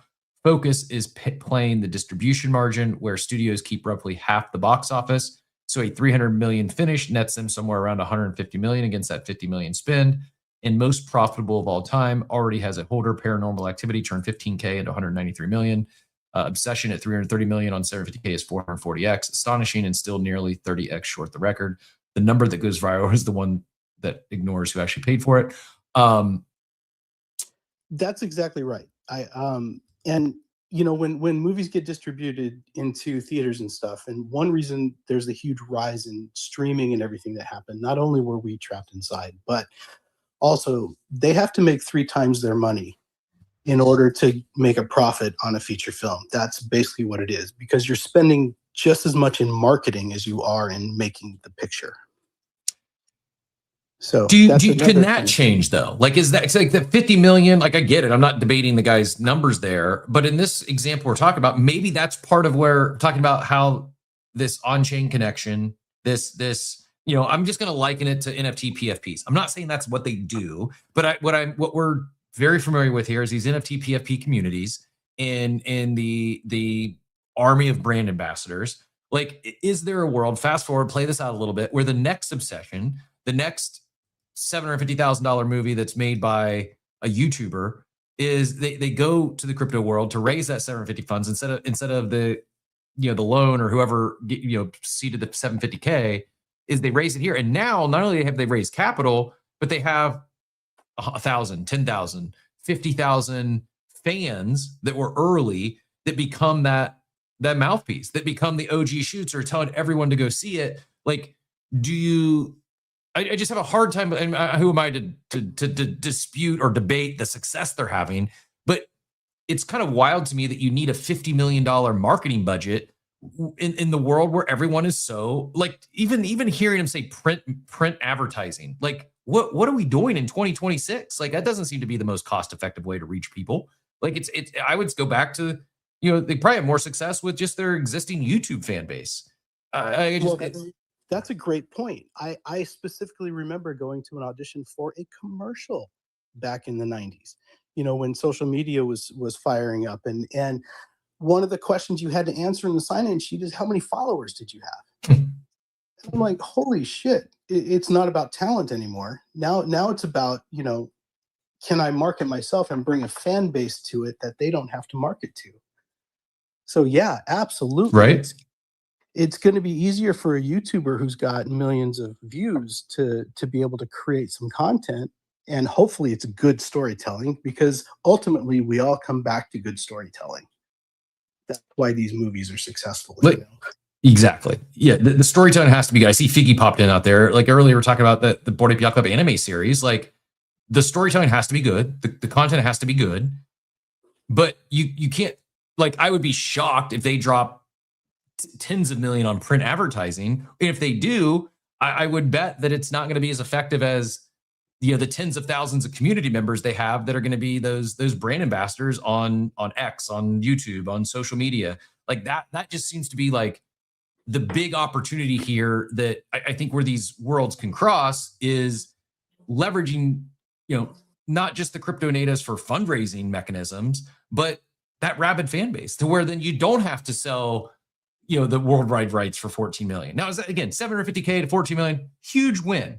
And furthermore, that the 20-year-old, the 26-year-old, this is not going to be their last movie they make. Now they're going to be like the golden child of 2026 when it comes to filmmaking. And this person isn't going to have to go to raise funds, and like, they're going to be able to make whatever movie they want because of the proven track record here of movie number one. By the way, I'll go back to you here in a second, Mike. I got this pulled up. This Obsession was shot in 20 days in Alabama by a 26-year-old YouTuber, no stars in the cast.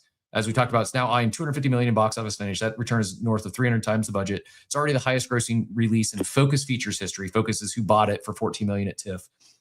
Compared to The Joker, which was a $200 million budget, Mickey 17, $118 million budget, Mandalorian and Grogu, which is out now, it's $165 million budget. 7 years, the entire Lucasfilm machines currently losing the weekday box office to Obsession and Backrooms.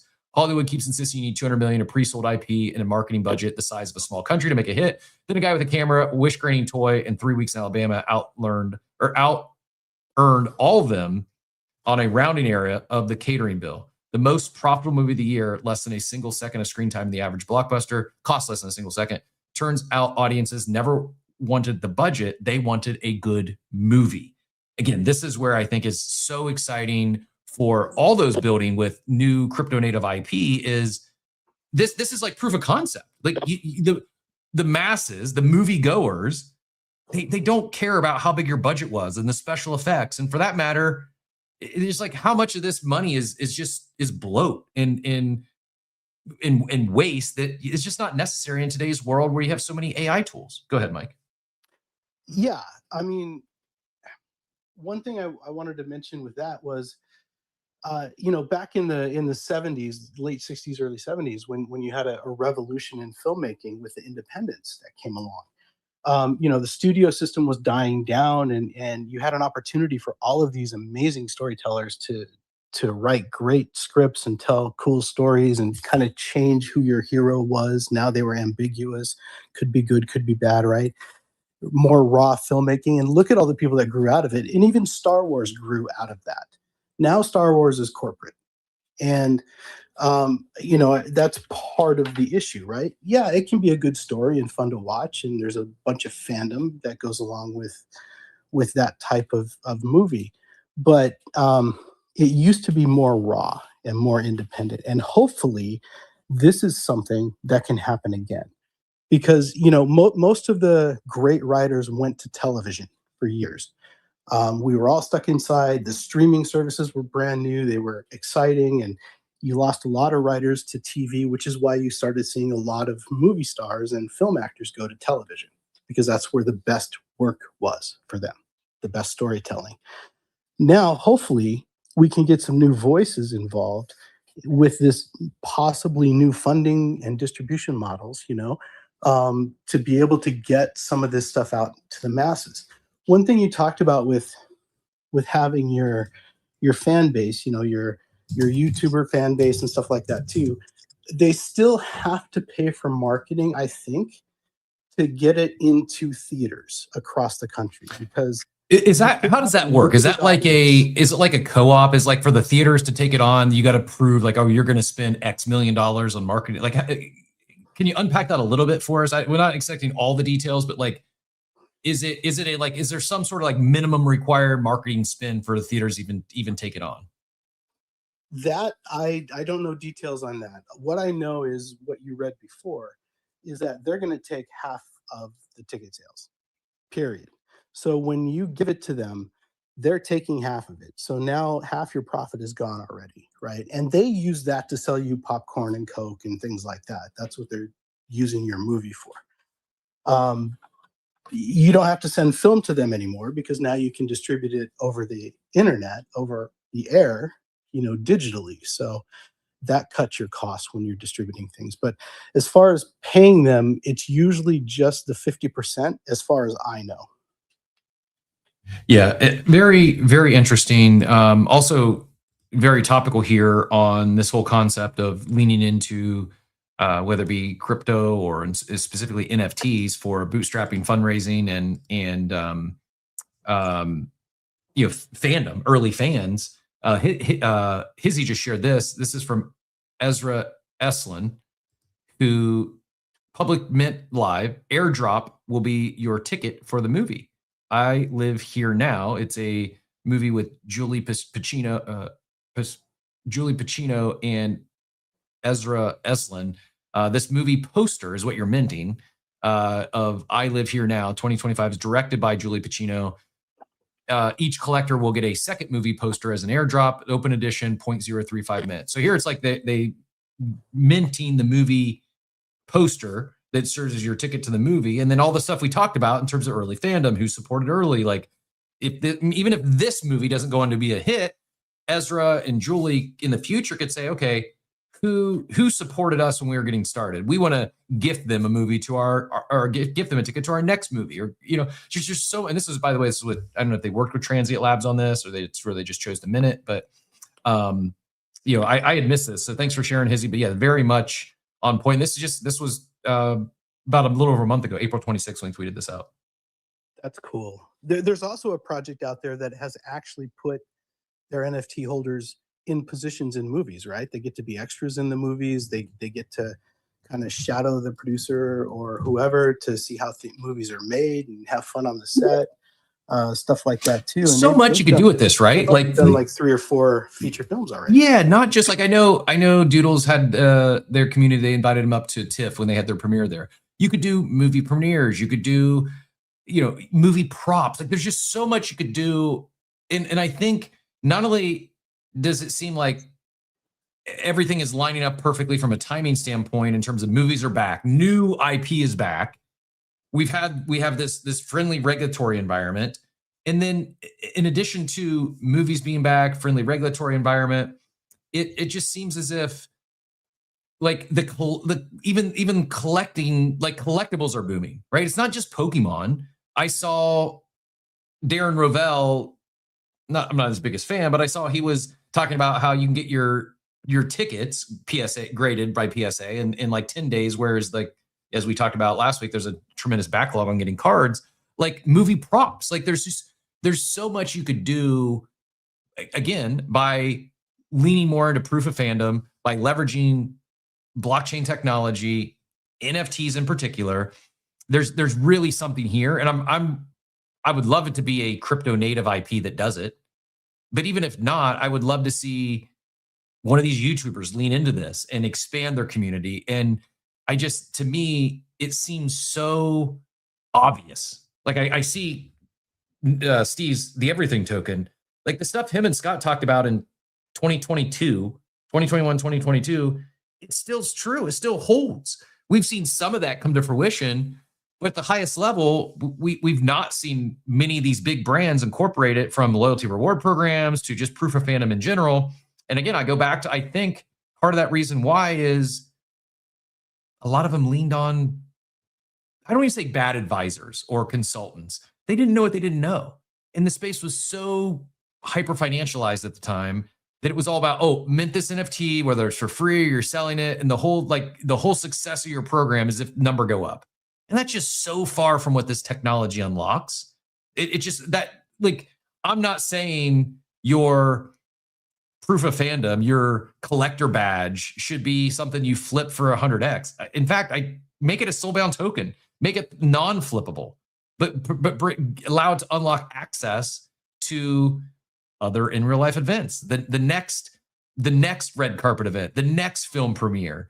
You have access. You get in this gated drop where you can buy the movie props, but it's not open to just the general public. Where you have to be a real fan, and we can prove that now to even be in the running for this stuff. Hey, Cap, real quick, I don't want to interrupt, but the Julie Pacino thing, it's really bigger than this. I remember learning about her in 21, 22. So obviously the name Pacino, she is who you think she is. She's Al's daughter, but she didn't want to go through the typical Hollywood route. She's an artist, a photographer. So she went to the film location where she wanted to shoot, and she took actors and actresses and she shot them, and then she sold those NFTs to actually fund the filming of the movie that you're referencing the tickets to. So cool. It's the entire process from the very beginning is all on chain.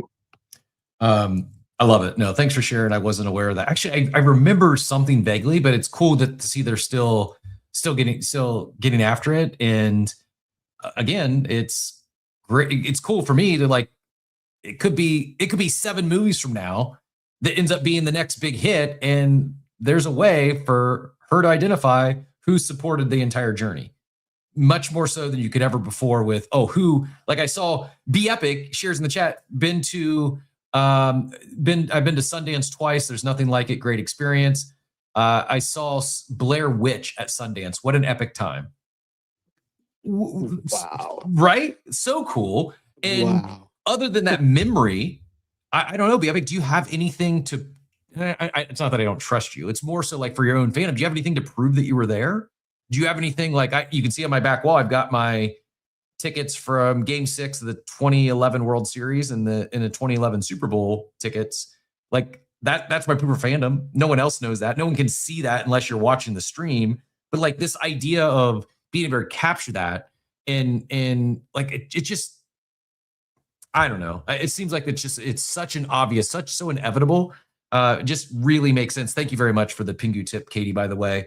And since that big Pingu tip came in, I'm calling it right now. Be Epic. She's going to flip you back on Blinku. The karma's very real when it comes to the Pingu streets. I kind of want to mention something about so these new people, right?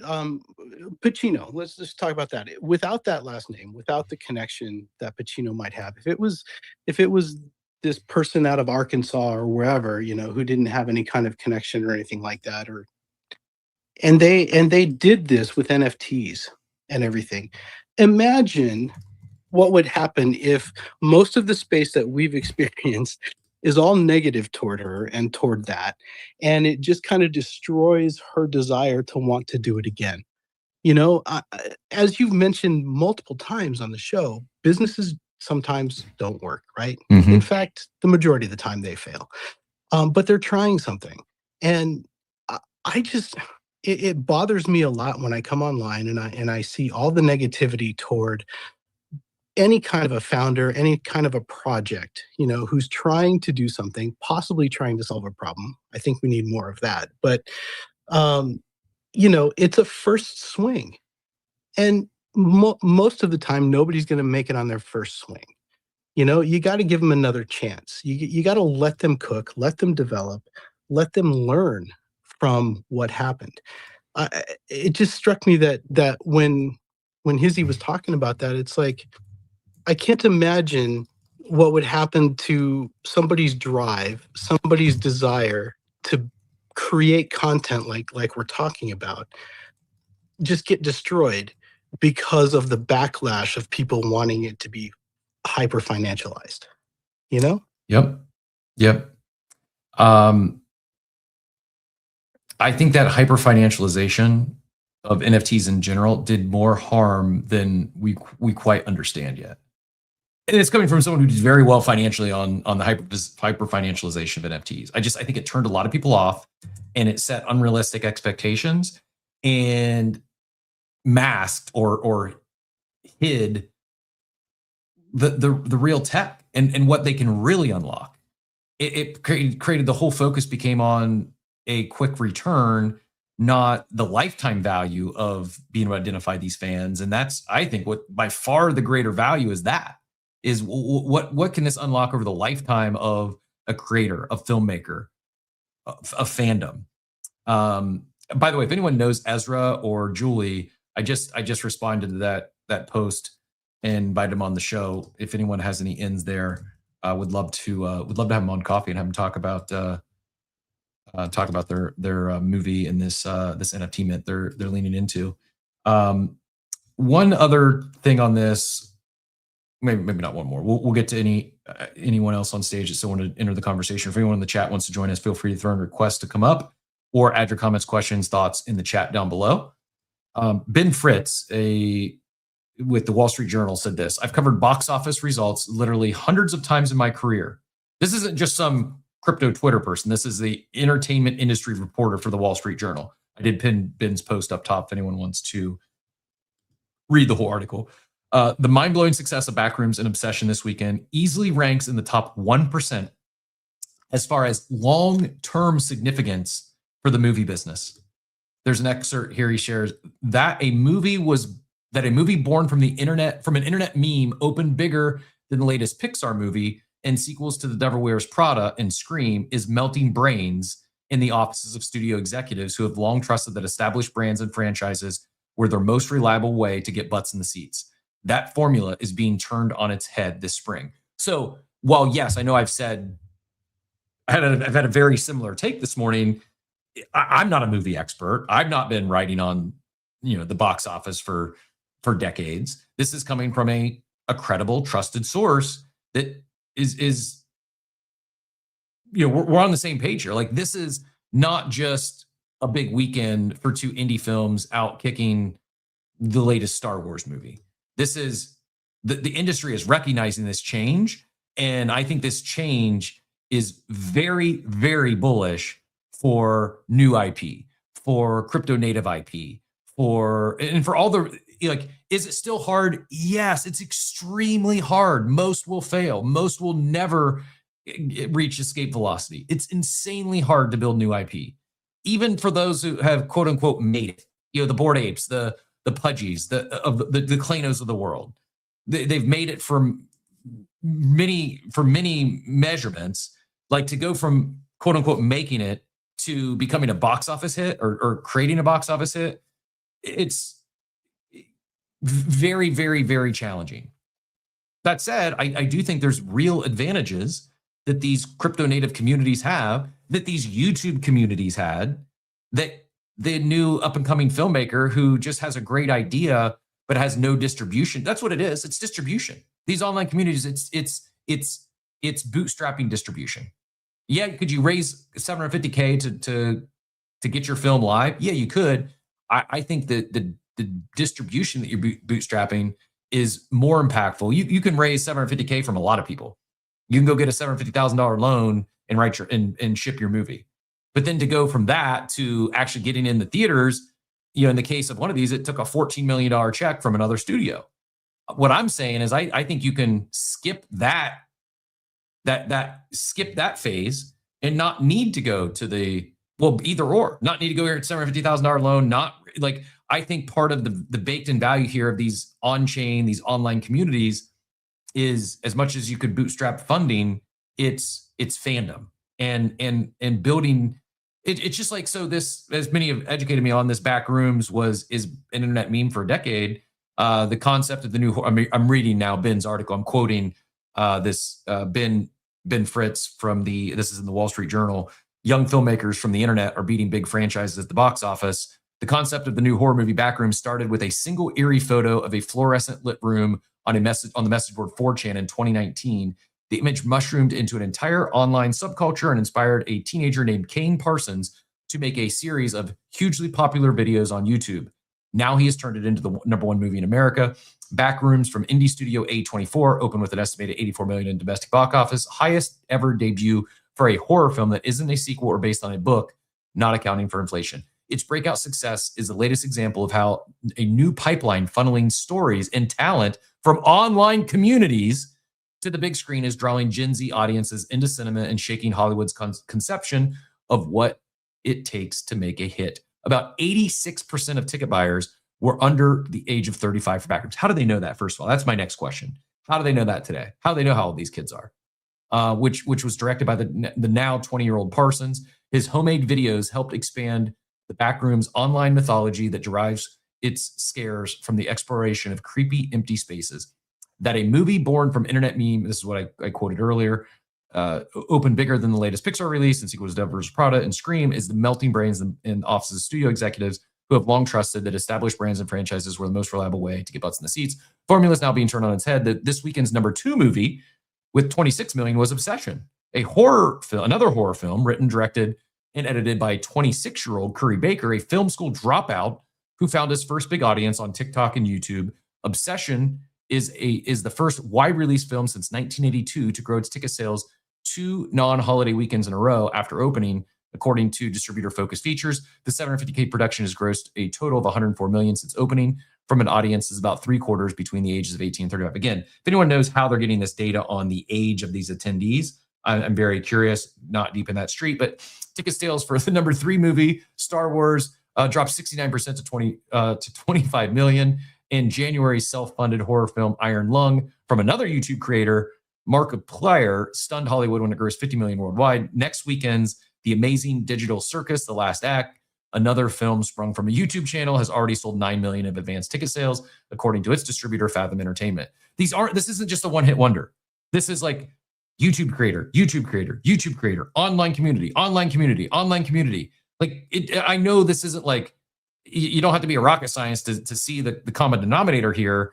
It's not just indie films. It's indie films that built with a online community and in a variety of different ways, but they're content creators, online community. It gives such an advantage over the big studios. We just, like, people are talking with their wallets. Like, they don't care about Star Wars 17 or Scream 42. Like, and I say all this, I am kind of excited for, I saw Mayhem said he's going to go see Masters of the Universe this weekend. That's running back IP from my childhood. Now, I think different because there hasn't been 14 other Masters of the Universe. So while it's existing IP, bringing back something from, childhood, where it's probably not going to be the 26 to 35-year-olds, but rather the 35 to actually probably 40 to 50-year-olds who are that IP is going to tug on the nostalgic heartstrings. So a little bit different, but I'm rooting for Masters of the Universe. Whether I go see it in the theaters or not, I don't know. I think there's a major paradigm shift happening here. And I think this isn't a one-hit wonder. This isn't one and done. I think this is just the beginning of this shift. And this chart you're seeing here, the top horror movies openings of all time in US and Canada. It in 2017 was number 1 at 123 million. It Chapter 2 is number 2 at 91 million. Then The Conjuring, Last Rites, 84 million. Then Backrooms is sitting at number 4, 81 million. Five Nights at Freddy's, Halloween, Us, Mummy Returns, World War Z, Five Nights at Freddy. Like, this is pretty major. And like I said, I just driving home one more time that it's not just Obsession. It's not just Backrooms. This is a continuation of a trend we're seeing of success from YouTube creators that have an existing online community. And again, very bullish for not just Bored Ape Yacht Club anime, not just anime or Azuki's anime, not just Klano's and what they're building with their animation, things like VFriends, like their anime, things like even Quirkies and what they're doing, the animated series for kids. Like, there's really something here. And while you could argue that no crypto native, no NFT native IP has had tremendous commercial success when it comes to a movie or an animated series, Doodles, not to forget Doodles, who had their animated short premiere at TIFF. I think the groundwork is now laid. I think the timing is today. I know it's maybe only, I think honestly, the timing now is very different than, let's say, summer of 2025. I know it's not that long ago, but just the landscape has changed. And now that we have proof of concept in terms of these two horror movies that have had tremendous measurable success at the box office, I just think you're going to see a lot more open-mindedness when it comes to not just the attendees of these movies, but the studios, the movie theaters. I think they're going to be much more receptive to taking shots on new IP than they were even a year ago. Like, things are changing and changing fast, and the data is supporting it. As we shared earlier, if you just joined us, AMC in May had their, not just revenue wise, their single greatest attendance month since May of 2019. They are crushing attendance records post pandemic. And I don't know, man. I think it's June 1st today. I think this could be like, movies are back, movie theaters are back. And while you're going to hear things about like the Odyssey and Disclosure Day and the next Avengers movie, like, they're going to do well. I just think for every big $100 million plus budget, box office, coming from these major studios, for every one of those, I think it's likely that you see 2, 3, 4, 5 indie films that capture attention of the masses. It's just like, this is, and it's compounded by technology. It's compounded by, even if it's not AI created, I'm not saying that, but it's just the ability for a small bootstrap team to move and operate like a studio without having a $100 million budget is greater than ever before. And I, again, biased, but I think the crypto native communities, these online communities, create such a distribution edge that, the reason they're so expensive, that's part of it. You had to go buy the seats. Your not cost of acquisition from a customer, but getting a single butt in the seats was very expensive from a marketing dollar standpoint. Now it can be significantly less, I feel, because of community, because of existing distribution that the YouTube creators, the crypto native communities, that's a real edge. And do you need, I guess this would be maybe the pushback, do you need the crypto native community, or can you just have a large YouTube following? I don't know. You don't need the crypto natives, but I think there's a very stark advantage here, especially when you start talking about tracking the fandom and rewarding that fandom, and the gated auction for the movie props, etc. Go ahead, Mike, and then we'll get Achilles in here. Yeah, I was going to say, maybe this is a way to get some more people into the crypto or NFT community too, right? Because your audience is greater on YouTube, or TikTok or whatever than it is here, for sure. This is a very, very tiny space in the world. But what you mentioned about distribution, it reminded me when we got ours, 98% of feature films made every year did not get any kind of distribution at all, simply wild. because of the gatekeepers. Just So wild. this is tremendous, that this might be a launching pad for a bunch of people, like you said, and a disruption in the model. I mean, before Jaws, movies would roll out every few weeks across the country to different cities. They would market it, put up posters and stuff, and then people would get ready to go see it when it showed up in their town a month later. Then Jaws happened, and that's how we had the summer blockbuster, because they marketed it for an entire year before the movie was even finished. I see. I didn't realize that Jaws, the first Jaws, was what shifted, what changed in the sense of go to market for a big movie. Yeah, they took the book and they changed the cover to match the movie poster. They created merchandise and sold it for an entire year before the movie even came out. Interesting. I never knew that.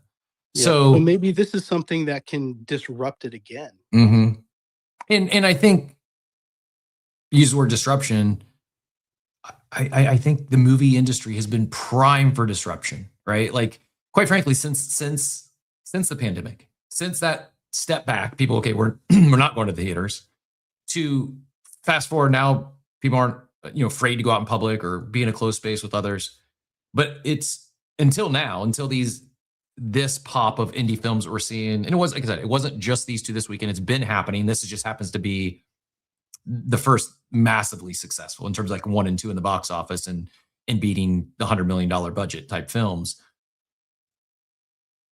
It's been primed for disruption. I think we're witnessing it now, and I don't think it ends. I think that we see there's going to be more. I'm optimistic. Maybe it's the hopium in me that one, if not more, of the next big ones, the next ones that we see in the theaters, come out of this space. And when I say this space, like, I think NFT IP is, whether it's something that already exists or they leverage the technology to, just like we talked about, bootstrap some fundraising, build that distribution in terms of a loyal following. What we're seeing the YouTubers do, I think, okay, identify that, who are those fans, right? Like, drop a NFT mint into your YouTube fan base. If you have a large following, like, I don't doubt someone could do this tomorrow that has a big following and raise the $750K that they had to go to a bank for. Like, it's there. Like, it would happen. And like, you don't have to sell it as a NFT. It's a digital movie pass. It's a digital movie poster. And oh, by the way, everyone who supports us now, you'll get 1 ticket for free. It's pretty simple. It's essentially pre-sales. Achilles, I don't see the hand, but I saw you jump up here. Very curious to hear your thoughts on this. GM, always a pleasure. What brought you up? GM.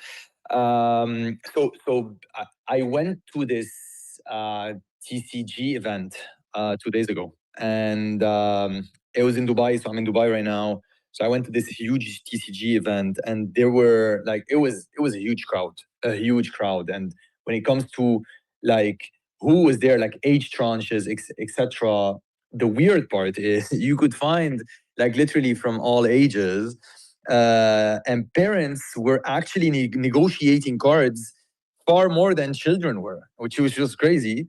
And so a friend of mine had a huge booth selling cards. So I was literally witnessing the experience, and it made me think. And to add to your point, experience is going to be everything in the future. In the near future, experience is going to be everything. Just like AMC's got his numbers are up, events, exhibitions, etc.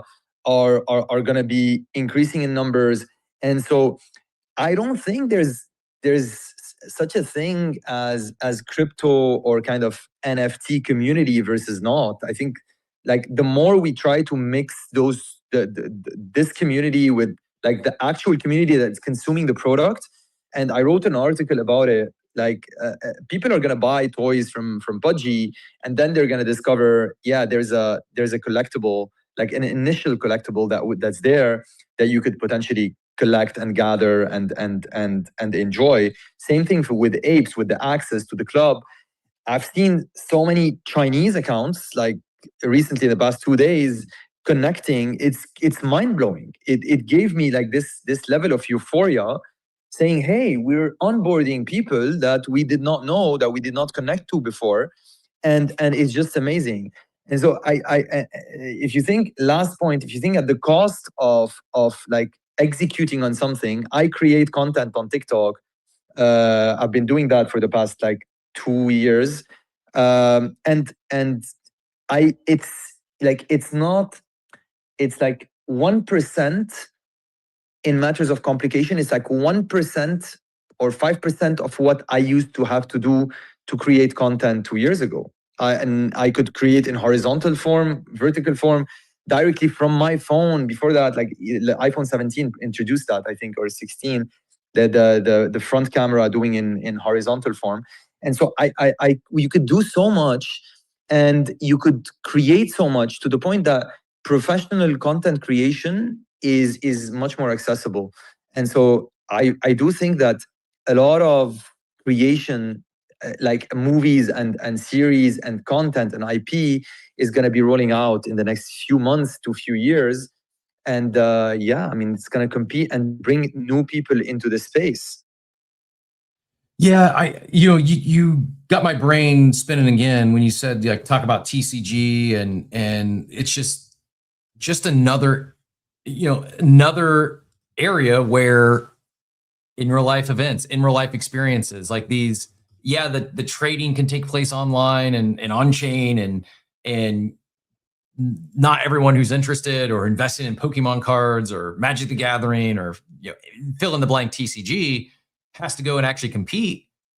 But is it safe to say that those who do, they're a different level of fandom? Like, they actually care not just about the IP, but the game itself, and where blockchain technology can help unlock, helping identify who those fans are. Like, I think this concept of proof of fandom, again, giving my guy Steve a shout out with the everything token, like, they nailed it. And I think that our book is going to age extremely well over the next decade. I think we saw we didn't see a lot. We saw a few big brands come in, and maybe it wasn't even misguided. It wasn't, the conditions weren't right. Like, things weren't aligned perfectly. And yeah, I do think some of them were just misguided approaches, overcomplicated things or undercomplicated things, and focused on the wrong stuff. Whereas what I see as part of the biggest benefit of proof of fandom is the universal proof of fandom. It's not just, hey, I don't know, because I'm not deep in that space, but let's say it was a Magic the Gathering TCG tournament. Leveraging the blockchain tech and leveraging some sort of proof of fandom there, it's not just can Magic the Gathering see who goes and attends these things. So could Vibes. So could Spencer and Orange Cap Games. And then they could, without any interaction with those individuals, they could airdrop them an NFT. They can use that to redeem for a pack of Vibes. Like, there's just so much that this can unlock in terms of identifying who your people are. Who are there's a spectrum of fandom, right? From the very casual, like I'm somewhere on the spectrum of fandom when it comes to the NBA. I love sports. You might think I'm the biggest Wemby fan in the world. I hold 0 Wemby cards, whether physical cards or Panini or Top Shot. I have no financial exposure to Wemby. I did have some longs or some futures in the prediction market space on the Spurs, but very if they win the championship, it might buy me a dinner. That's it. If they win the finals, it's not my fandom though. Is like, I enjoy it, but I'm not. I haven't watched a single NBA game this entire year. I wake up the morning after and I watch clips on X. I'm a fan, but I'm not nearly as deep as a fan as someone who's buying floor seats or even like nosebleed seats to go to a finals game. I have 0 interest in that. There's fans that are like on a scale of 1 to 10. They're a fan. They care, but they're like a 1. Whereas there's fans like Timothy Chalamet, who's a 10 out of 10. Like, he's going to be at every game, home and away. Like, it's just identifying who those people are. It's maybe the NBA is not the best example, but that's I'd be remiss if I didn't mention that there's a couple of NBA clubs, teams who are leaning into blockchain loyalty rewards programs. In particular, the two I know about, the Pistons and the Cavs. Their loyalty rewards programs on Avalanche. One of the companies I've been working with recently, Concordium, doing some really cool stuff for agent verification. They partner with the Danish national hockey team. Yep, go ahead. Just to say, like physical onboards, like physical like items and experiences and stuff. It onboards people. I mean, to come back to the TCG event, I onboarded 4 people into Azuki because I showed them the cards that I had. I took them with me, and I have the OG, the original like pack that was sold. So I took it with me to just see what would be the reaction from people who didn't know about it. And that friend of mine who was selling started asking me, hey, where can I buy this? Maybe it's going to go up in the future. And so he started going into that rabbit hole, and he started discovering, I showed him the collection, the Azukis, Elementals, Beans, etc. And he started kind of getting into that. Another example, I was literally on a Zoom call, and I shared the post that I did my ape, that one, the 9992, the king.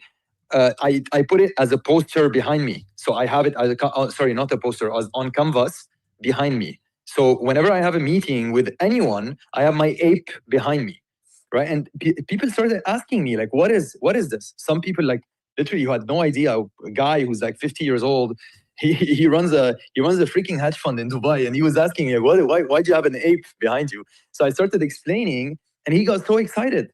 He was so excited that he wants to buy an ape, and I'm meeting with him to basically onboard him for him to get an ape. And so I think physical does onboard, and that fandom kind of translates in, and knowing that passion translates into that fandom, which translates into those assets. Yeah, well said. I mean,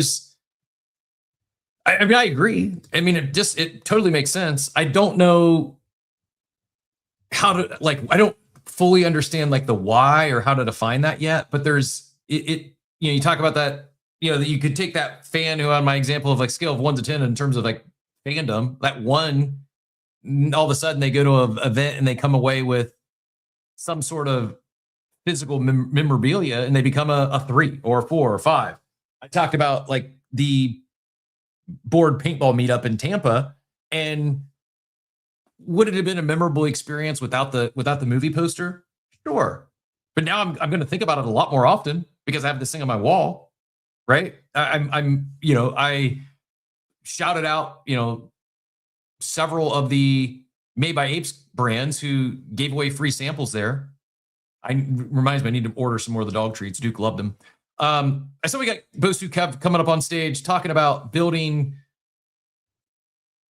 film, animated series, movies, and where I think the YouTubers, the crypto natives, those that have this online or on-chain community have a edge in today's world, and not just today, but where it's heading. So good person to get to weigh in on this.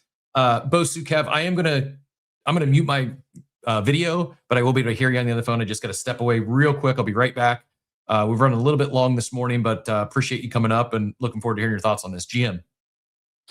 TM guys, yeah, I came in a little late. I just saw a post of you about the space, and so I'm half understanding what we're speaking about. But I guess fandom and and holders and how this all relates with each other.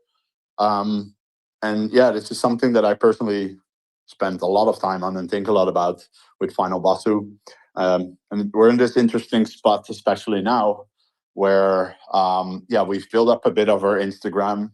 Got over 25,000 followers, got over 6,000 DMs of people that I've never heard of an NFT that, checked out our brand, learned about the growth path, the final bosses, all the world elements. And I always ask myself, like, okay, what's the next step for those people, right? Because beside like the NFTs, and I can touch on that as well, what is it for them? And I really think that it comes down to long format storytelling. For the most part, if I think of any of my favorite brands, the things that I'm a fan of, I think there's a difference between liking something, enjoying something, or being like a hardcore fan. You know, I'm somebody that loves Apple as a brand, right? If all my products are from that. I'm someone that loves Marvel, Spider-Man. I'm somebody that loves Dragon Ball, Naruto, One Piece.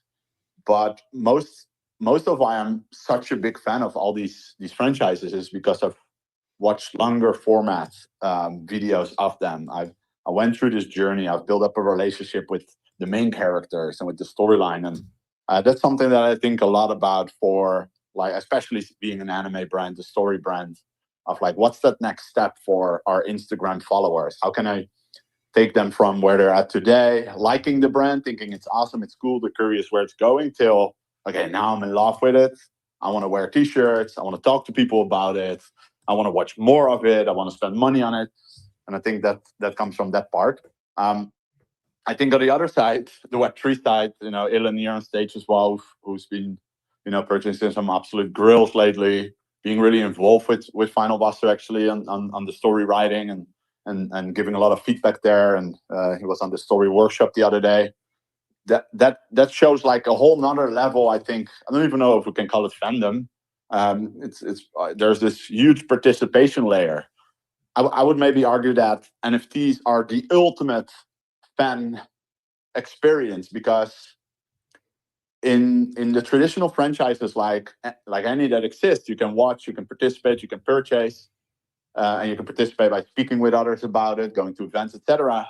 But here, you actually own a part of the IP, and that's very interesting because we have this world, Kashuma City.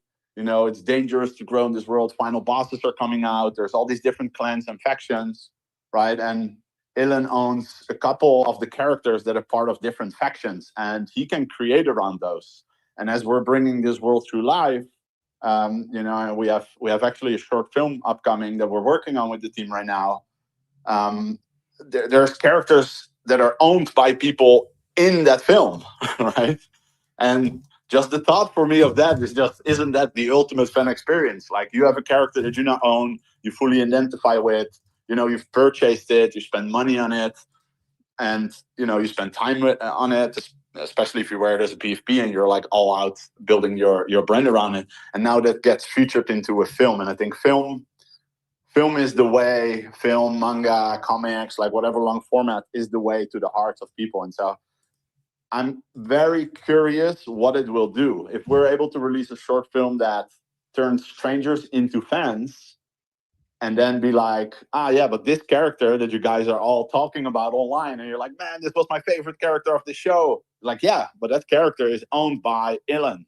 That's a person that, you know, I think that's the ultimate fan experience. I think it's really awesome. Yeah, dude, I think you're burying the lead there too, Kev. I think, you know, Bosu's about to release their collector profile. We talked about this a little bit earlier in the show, how, you know, collecting becomes this sort of identifier for who has, you know, seen or understood the cultural movements that are happening. You know, obviously the segue between, you know, an Instagram, you know, follower who sees the film to reach out to them and say, hey, like, this is our community. If you like this, come join it. You know, you sign in with your email, you automatically get, you know, a soulbound token that says, you know, this is how I got into it. You know, I got into it because I saw this Instagram thing. So it tracks your journey, right? From identifying the original piece of media that connected you to this thing that you like, into you know, the community, so you can track that, right? Like, you can identify it through time to say, I saw this at this point in time, I collected this soulbound token, I joined this community, and then, you know, it just, your own journey in the community starts there. And then you say, maybe I collected this, you know, Bosu, or maybe, you know, I collected this Bosu, I wrote this story, you know, it extrapolates from there. And I think that's a linchpin, right? Like, that's a really honest to goodness, amazing linchpin that has to do with the technology that we have here, into the community that we have here, into the ability of joining that community and becoming a part of the co-creative process, to potentially getting, you know, a character that is in this world that maybe you were able to write a story about, and the rest of the community was like, this is so dope, we need to see more of this, whatever this story is.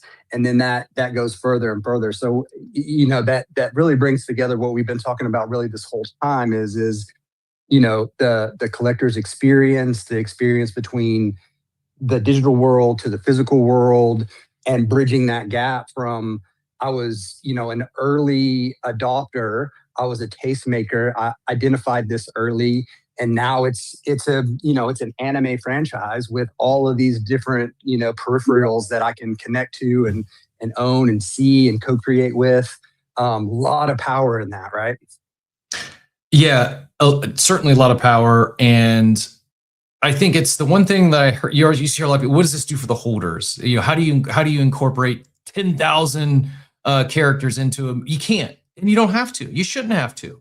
Like, they're we talked about fandom is a huge spectrum, and someone might own a character, own the IP, and work together and building the lore and create a real character out of the image they own, while others may just passively hold the thing and, hey, I'm going to show my support, I like what you're doing, but I'm not going to be a quote unquote co-producer or actively, like, that's okay. And it doesn't need to be some magical internet money airdropped every time it doesn't have to be purely financial. It doesn't have to be an inclusion of every character, but leaning into this world, I think has very real benefits. I saw Figgy joined us. Figgy, if you want to get in here, we'll let you cut the line. I know your time's very precious, but always love to hear from you, and very, really curious on your thoughts on this topic. If you'd like to get in, yeah, sure. Go for it. Thanks, Cap. Thank you. And sorry for cutting the line here. I realize you guys are over time. I was hesitating whether or not to even come up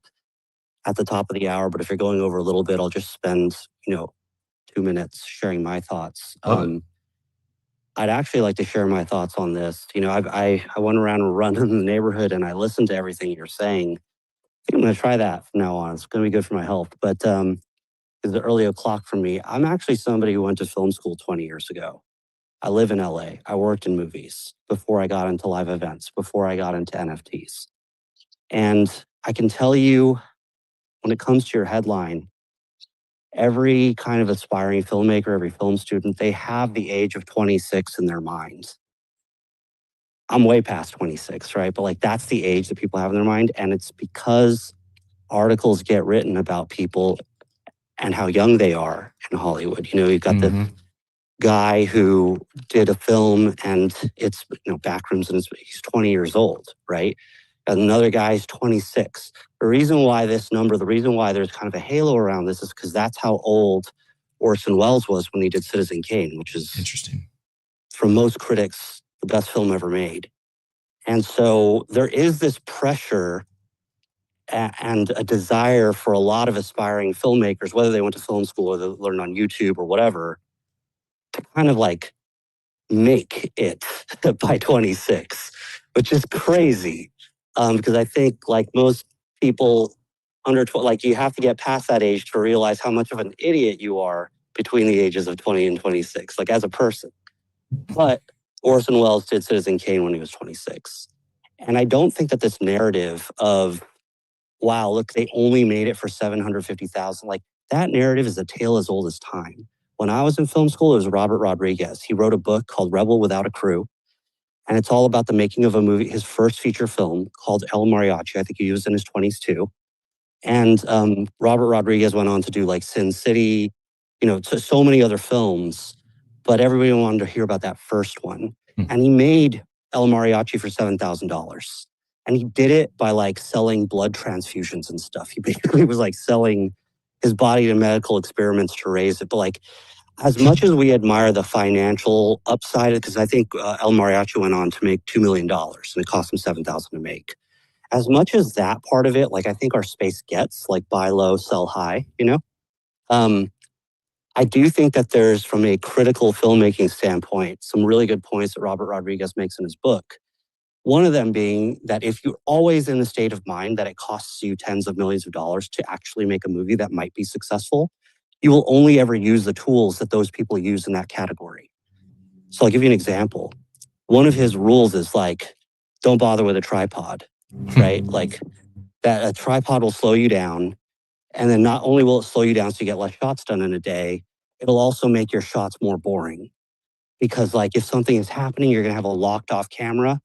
And that's why if you watch El Mariachi, everything is handheld. Now, I don't know if that's the best way to go, but certainly what he's saying is, the constraint inspires creativity. Like you're going to be able to have a piece that looks different because you didn't use any of the tools that anybody else is using. Mm-hmm. The second example is a dolly. Most of the time on a film set, if you want a good tracking shot, you actually have to put it on this little cart with like railroad tracks. And to set that up, you've got to do pre-production. You've got to like know that you're going to go there, and it could take you a couple of grips to set that up, and it could take you an hour, of labor, maybe more, depending on the shot, because you have to level out the things in there. And he was like, no, we're going to do dolly shots, but like just toss me in a wheelchair, push me around, and we're going to find the shot on site. So like his creative product was different because he spent less money, right?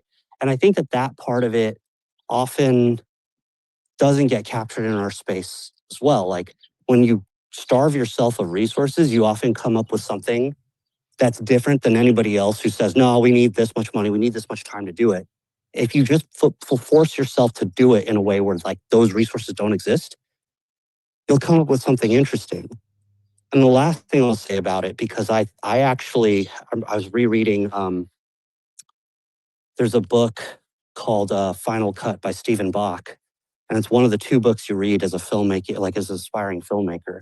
And it's all about the start of the United Artists, which is turn of the century, like beginning of the 1900s, the birth of the United Artists. And the United Artists were the four major filmmakers: Mary Pickford, Charlie Chaplin, Douglas Fairbanks, and D.W. Griffith. And you got to remember that these guys, even though they were like, you maybe know at least one of them, Charlie Chaplin, none of them went to film school. It's because it didn't exist yet. Like they were inventing it as they went, right? And that's what I think about blockchain stuff. Like there is no blockchain school. There is no NFT school. Yep. We're here inventing it as we go. So I guess the takeaways from my spiel is like, I think that creative constraints are great. Financial constraints can really help creative to some degree. I think that this is a tale as old as time. It's aspirational. But, buyer beware. Like I remember going to film school and getting my film developed at Photochem. And I talked with one guy who mortgaged his house so that he could develop his film. I'm pretty sure that film went nowhere. Mm-hmm. Like there's, for every one success story here, there's 1,000, there's 10,000 that like didn't work out. But that doesn't mean you have to be stuck being cynical. And it is also one of the reasons why I'm really bullish on the Bored Ape anime, because I think we're really going for it. We're not doing a trailer. We're actually trying to make a full-on anime that I think can break through the masses. So anyway, I've jumped up here used up enough time, but that's some perspective as me as, somebody who's trained in film. I just wanted to share that given this topic today about IP. I love it. Appreciate you sharing. I don't want to keep you. I do have one more question if you've got the time. We may have to just kick off running with Cap. I won't be running, but Figgy will be joining us from the streets as he. I'm out of breath, man. I'm like, I need to be running more often, but this is good. It's like get up early, run, listen to you. What's up, man? We appreciate it. We also had Mike Campbell join us as well, who's got a little bit of background in Hollywood and film out there. I'm Mike. After Figgy, I'll ask you the same question. Let's say there's someone this is a passion. They've dabbled. They've maybe made some their own back films, just like short stuff. Someone's aspiring, like their goal, they want to make it into TIFF or Sundance. They want to actually ship an indie film and get it into a film festival. I mean, I don't know. I'm guessing maybe go read Final Cut might be one piece of advice. But is there anything else that you would, in terms of like advice, that you would recommend to someone who's an aspiring filmmaker in this new world of not just new technology and AI, but this idea of bootstrapping your community and building fandom before the thing? Anything stand out as something to maybe pay attention to, or another book to read, or just any, I don't want to put words in your mouth, any advice you might give to an aspiring filmmaker? To me, a lot of people that I hang out with and that I kind of grew up with in the industry, we all aspire to theatrical releases. Like you want to get your movie in a theater. that's increasingly less feasible, less logical. There's a romance to it, but like that is really reaching for a place that frankly doesn't, I think, have as much product market fit as other things. It's one of the reasons why you see Netflix trying to acquire Warner Brothers. Like people don't go out to the theaters in the same way they used to. I think it's really sad because I think it is a communal experience to put a bunch of people in a dark room and have them in a coordinated way experience a narrative. I think that's very powerful. I think though, like from a practical standpoint, if you really want to go for it, like what I would do is I would just focus on the format where the attention is. And that's not as sexy as it sounds, but like that puts you at least in a position where you can practice. And the reason why you need to practice, you need to build an audience. Like that's the one thing that these guys did correctly with their YouTube background is they built an audience who could show up. They had their 10,000 true fans. And like that's very critical for your success. I think there's a lot of creatives and filmmakers that underappreciate building an audience. Mhm. They say, well, I'm just going to make a bunch of work and like people will naturally find me. It's like, no, if you're alive right now and you're in entertainment, like you have to be aware of vertical dramas. Yep. You have to be aware of, building on the platforms that make sense to you and to capture the audience that you want to build. And it's not easy. Like one last thing I'll say is like, I think in NFTs, we sometimes get into this brain rot format where like, we think we're competing with other NFT projects if we're putting entertainment out there. And it's like, no, you're not. Like, if you're going to make a Bored Ape anime, guess what? Like, you're competing with everybody in Hollywood. Like, if you want to put out a good piece of IP, which, like, I hate that term, to be honest. If you're going to put out a good story, you're competing with Steven Spielberg. You're going to go and compete with Martin Scorsese. You're competing with Oscar winners for attention. And if you don't think you are, then you've already lost. So like that's the framework that you have to come at this with. And it can be daunting, but like I think that's the sober reality. And once you embrace that, I think your work's going to be better for it. Yeah, not just competing with those big names, but also their $100 million budgets. Like it is you're fighting an uphill battle. And I think to your point, you have to do things differently. You have to lean into an existing community. You have to bootstrap your distribution. And I think one of the things like Obsession and Backrooms, they're getting a lot of people, like the big talking point is how much little money they spent, right? Or how relative to the others, how small of a budgets they had. I don't think nearly enough people are talking, at least I haven't seen talking about, maybe they mentioned it's almost like a throwaway. Oh, this is a YouTuber. They're a YouTube creator. But very few are talking about that distribution they built with that existing fandom. That's a really big deal. And I do think this is, you said a lot there worth unpacking. I know we're running up against time. We'll get to everyone's hands here and then we'll get everyone out of here. But that is in this era of, attempting to do things differently. If this space is prime for disruption, and I do believe it is, part of it's like, it's the analogy used, like there is no book been written on it yet. Like those that are experimenting, those that are taking this big swing, we're writing the book. Like you're in the book right now. And from the Bored Ape anime series to what Kev's working on at Bosu to what the Klaynos team is doing, like this is the book. We have a front row seat to the book. It's just not, we're probably still in the first chapter, right? It's just like we haven't seen breaking out of our space, but I think I feel as if we're closer than ever before, because now it feels like the market, the masses at large, at least the younger generation, they're hungry for, I agree with you. Like IP it's never quite landed right with me. It's like they're hungry for new stories, new original stories, not just, a derivative of a story that's already been told 15 times before. And I think that bodes well for, breakout storytelling, breakout IP from this space. Thanks again for joining us. Really, really appreciate it as always. Bosu Kev, go ahead and get back in here and then we'll go to Achilles and then we'll probably wrap things up. Yeah, loving this convo, man. Stories. My both brothers are more of like the indie filmmaking at our own video production company when we were younger, and now building our own story. I actually wanted to ask something to Fitch, but I think he jumped off stage. If I'm not mistaken, maybe it's bugging for me. No, he had to run, but. Okay, you have to run that. No problem. I actually wanted to ask him about AI and his thoughts on it for especially for independent filmmakings and how he sees that narrative shifting. But you did say that Mike here as well has a ton of expertise in the industry. So in case you want to answer that, but else I will leave it. I know we're running over time as well. Yeah, Mike, definitely a good person to connect with on that front. Also, just all around great guy. Longtime friend of the show, friend in general, and more experienced than many of the those 20 to 30-year-old Zoomers going out to the movies this weekend. Achilles, go ahead, and then we'll let Mike wrap us up.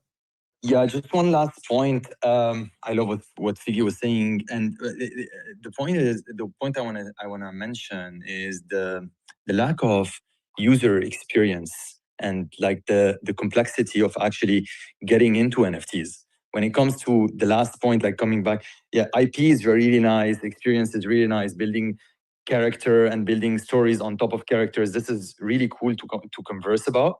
But when you want to sell, when you want to actually make money, I literally started 3 startups, and Cap, you did as well. You did so many things. So you know that it all comes down to like the complete simplicity of the process. How simple is it to actually sell the product to someone who actually feels they want it? And so right now we don't have that in NFTs. You still have to go through MetaMask. Yes, you can go on OpenSea. It's a bit easier, but it's still complex. There's a marketplace, you get lost. So yeah, I think there needs to be this like simple e-commerce approach, just like you buy a Chi-Chi card or a Goku card or a Charizard or whatever. Like it has to be as simple as that, so that you can potentially onboard people. Say, hey, there are like 100 unlocked in Bozu, and you're getting one of the 100. So you got to go buy it on a landing page, pay with the card, straight up. You got yourself one of 100 unlocked in Final Bozu. I think that experience would bring a lot of people who are not into NFTs into NFTs. And I think all of the projects should actually start doing that. Yeah, I agree. And we have seen some do it. In addition to OpenSea, we've seen some, I think of like, I do think of Klanos, and I think of Chimpers, and I think of several that have done a very Web2-esque interface to buy things, whether it's an NFT, a physical item. I just don't know as if there's necessarily a standard yet, or it's also, they're also different, right? But I do think if you're shipping anything today, whether it's an NFT or a plushie or a vinyl or a cigar box, I think finding a way to, especially if I guess it's different to me if it's going to your existing holder base, your existing supporters, or if it's something that's intended for mainstream, those who aren't on-chain natives. I think the UI, the UX can be different and should be different, quite frankly. But I think that's something that I don't know as if anyone is 100% nailed it, like, this is the way. I'm not saying there has to be just one way, but there is still this tech barrier. And I don't even know as if the barrier is necessarily the purchase, because the tech does exist today that makes it you can buy with a credit card, you can buy with, you can log in with an email address. Like the tech exists. I just don't know as if it, like, then what? Okay, they bought the thing. Now, how do you bring them further into your ecosystem? And I think that's something that we're still experimenting with. And I'm not just plugging it because Figgy was on stage with it this morning, but something like Other Side is potentially one of those steps. They find something, they experiment. Now what? Well, go grab your one of 100 avatar in the Other Side. Like there's a path to bringing them through the funnel, not just that top of funnel event, top of funnel purchase. But then what? What's the next step? How do they go from purchasing that thing to becoming an active participant? And I think that's probably the biggest gap, in my opinion, today, where it used to be the initial purchase was a big challenge, right? Like I think of my first Zed Run drop, extreme ridiculous challenge, technically speaking. That gap has been closed today. Are some a little more challenging than others? Yeah, but the tech exists today. It's very simple. You can buy almost anything with a credit card, those that want to put in the effort. But it's going from that initial purchase to bringing them through the funnel, bringing them actually into the ecosystem as an active participant, as an active fan. I think we're still looking for what is the best path for that. We're going to get a mic here to round us out this morning. Really enjoyed the conversation. Was not planning to spend 2.5 hours on movies, but I think we struck a chord. It wasn't just me thinking that this is a potentially a breakout moment for Web3 IP. I think it's resonating with many of you. Achilles mentioned TCGs and Pokemon and One Piece. This is breaking news here. The Pokemon 30th anniversary cards just revealed. Looks like a few Pikachu, a Charizard, a Greninja, Umbreon, Lapras. I'm pronouncing this because I know it gives so many of you a kick. Mew and Mewtwo, Pikachu and a Zekrom, maybe Epsilon. All the good ones here. I don't know if that's Zoran. I can't zoom in, unfortunately, but I did pin that up top for any of you Pokemon fans that want to see what the 30th anniversary set looks like. And then also, Mike's going to finish us on a high note, just so I don't have to end it. I'm going to share the other breaking news. Was apparently Iran is backed out of the peace deal, and looks like that led to a little bit of a sell-off this morning. We're not going to get into a full market update, but now on the 24-hour, Bitcoin down 2.88%, ETH down 2%, BNB down 6%, XRP down 3%. Pretty red across the board. The exception, Hyperliquid up 4.29%, although it's 71, which is still incredible. It's down from, it ran up to like 73, still up 12% on the week. Stellar down on the day, up percent, but still up 67% on the week. And then the one question before I hand it to Mike, if anyone knows or has an idea, it could be crime, could be scam pump. I don't know. I'm not saying it is. I've seen the ticker before. And I think I did one of the early InfoFi campaigns, but I have no idea, A, really what they're doing, and B, I have no idea why it pumped. But Humanity, the ticker is just H, the letter. It's currently at a $2.2 billion market cap, and it's up 109% on the day, 219% on the week. If anyone knows what's driving that pump, let me know in the chat. I'm curious. We may circle back to it tomorrow if there's anything real worth talking about there. But you can see it's been out for a while, just massively up, 100% on the day.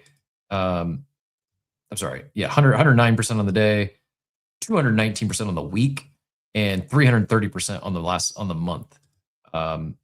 Last year, it's up 720%. So big pump here. You can see a lot of it just came here in the last 24 hours. And if anyone knows what's driving that, let us know in the chat down below. Mike, I really appreciate you joining us. I mean, as always, appreciate you joining us. But today, once again, we are blessed with a community member, an individual, like a friend of the show that is a very well versed subject matter expert on the topic, from Bosu Kev, who's doing the thing right now, building an animated series, Achilles, who's out there on the ground collecting, yourself, who comes from a career in movie, and the one and only Figgy joined us, who went to school for filmmaking and knows a thing or two about that space for sure. Really enjoyed the conversation. Appreciate everyone who added, even Machiavelli, who is speaking of filmmakers, dropping some pretty fire videos in his own right here lately. Go check out his profile and all that he's doing over there. Other games, Hizzy, appreciate you sharing the details about Julia Pacino leveraging the NFT tech for launching a movie. And anyone else, not to forget anyone, but I appreciate everyone who joined us today and added value to the conversation. Greatly appreciate it. Mike, go ahead, take us home. So maybe I can tie Achilles' point with the question that you asked Figgy and me earlier. Be yourself, right? I've watched VFriends bring people into the NFT community through collecting real life collectibles. With 2 clicks of a button, they've bought their first NFT, and I watched it happen live over and over again. Because that's who Gary is, right? He's a collector, and that's what he loves. So that's what he's digging into. And as far as creating content and filmmaking and stuff like that you talked to Figgy about, I just want to add on to what he said and say, nobody's path is the same. Everybody has a different path to get to success.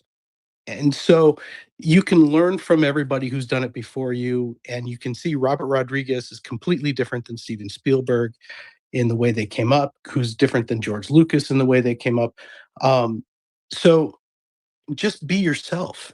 And the thing that's going to grab people and grab their attention is your point of view and what you bring to the world, because nobody's the same. And so I think that's the best thing that I can say about anybody who's aspiring to get into entertainment in any way is, bring yourself to it and your point of view. And it may take a while. It's going to take some time to build that audience, but people will resonate with that.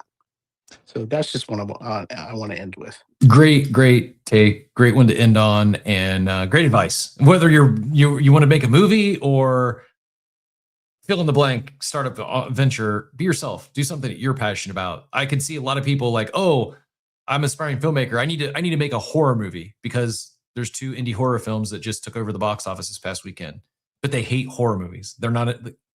The odds are that person's horror movie is going to flop because it's not themselves. It's not authentic to them and their passions. It's just they're chasing the dollar, and it's rarely does doing something purely for financial outcome ever bear any real fruit. Be yourself and do your thing. Tell your story. And I think that is, especially when there's a shift, when there's a disruption in an industry, like I think we're seeing right now in filmmaking. I think human nature, for those that might get interested or get inspired by something, I think human nature is, okay, this is the path. The path isn't a horror movie. That's not like, if that's your genre and something you're passionate about, you love horror movies, then yeah, make a horror movie. But if you're not a fan and that you would have never made a horror movie until you saw 2 of them have success, doesn't mean you need to go make a horror movie. Like, leverage some of the tools and tactics, build a community, bootstrap a real community that's supportive of whatever your thing is, probably before you attempt to make a full feature-length film. Someone like Bosu Kev, very passionate about anime and has built a community and is building along the way. And by the time he gets to we're ready to launch a feature film, gonna have thousands, if not more, rabid fans, supporters like Ilan, who are collecting and supporting and helping build the storyline. But being authentic to yourself and what really excites you and things you're really passionate about, whether it's in the filmmaking industry or something completely unrelated, I think that is great, just life advice in general. And shout out to VFriends and Gary, who has very much built a community and brought in a lot of people into the space, many of which were collectors and flippers, might have been started from yard selling, and now they went from flipping NFTs, now they're flipping VFriends cards. He stayed true to things he enjoys and his passions from the jump, and one that probably doesn't get enough credit for how he's moved in the space and stayed authentic to himself. I mean, it's part of his thing is authenticity, and so I'm not surprised, but I think probably doesn't get that much credit for that because it has been part of his thing. And those that know Gary, it's like, oh, that's just Gary. Yeah, but there's a reason that usually leads to success. All that said, one final call out before we get you out of here. One in from the left next to the Pokemon 30th anniversary cards. There's a new upcoming mint. No guarantees, no promises. Although I think we're running 100% of the NFT mints we've called out pre-mint on the show or day of mint. I think are maybe they're not all up from mint price, but they were at one point. And I think most of them probably are still up from their mint price because most have been lower price mints. I pinned one up that's dropping on June 3rd. It's a collaboration from Studio Payman and F. Studio, dropped by Glyphs by F. Simple, doodle-esque, meaning doodles, not the doodle character, mint, and it's going to be again on June 3rd, and we'll get more details in the future, but they pinned that up top. If you'd like to secure a allow list spot, just DM your wallet to the account I pinned up top. And again, nothing may come of it, but I think sometimes those if you can get an allow list, that's free. So you may as well go check it out. Go give some love on that post up top, a like, a repost, and it's also minting on OpenSea with Transient Labs. And again, maybe more on that, but just wanted to call attention to it while you still have a chance, as opposed to after the fact. So if you're in minting new low-cost NFT mints, might be a good one to go attempt to secure allow list for. And with that, we'll be back tomorrow. I don't think I shared the link. My apologies. We'll get the reminder link out later today for tomorrow's show. But I really appreciate everyone who rolled through today, whether you jumped up on stage, joined the conversation, or shared your comments in the chat, or simply just hung out with us today. Really appreciate all of you making the show what it is today. Also, if you do own a Legend of Bredio from Tut, he did a giveaway in the Discord. I think that's for the glyphs mint we're just talking about. Thanks, Thomas, for sharing that. Appreciate it. Appreciate y'all being here. We'll be back tomorrow, as always, 8 a.m. Eastern time. Like I said, we have 3 guests, I think Wednesday, Thursday, and Friday. We'll have guests this week. Stack one. We're still waiting on Friday's confirmation, but I think should be a full week as we get back into full swing. No travels, no graduations, no family visiting. So we should be regularly scheduled programming here on video every Monday through Friday at 8 a.m. Eastern time. Usually just till 10, but occasionally we'll tap into a conversation like this that gets the people going, and we'll hang out a little long. But appreciate y'all being here. Hope you have a wonderful day. We'll see y'all tomorrow morning. Have a great day, everyone.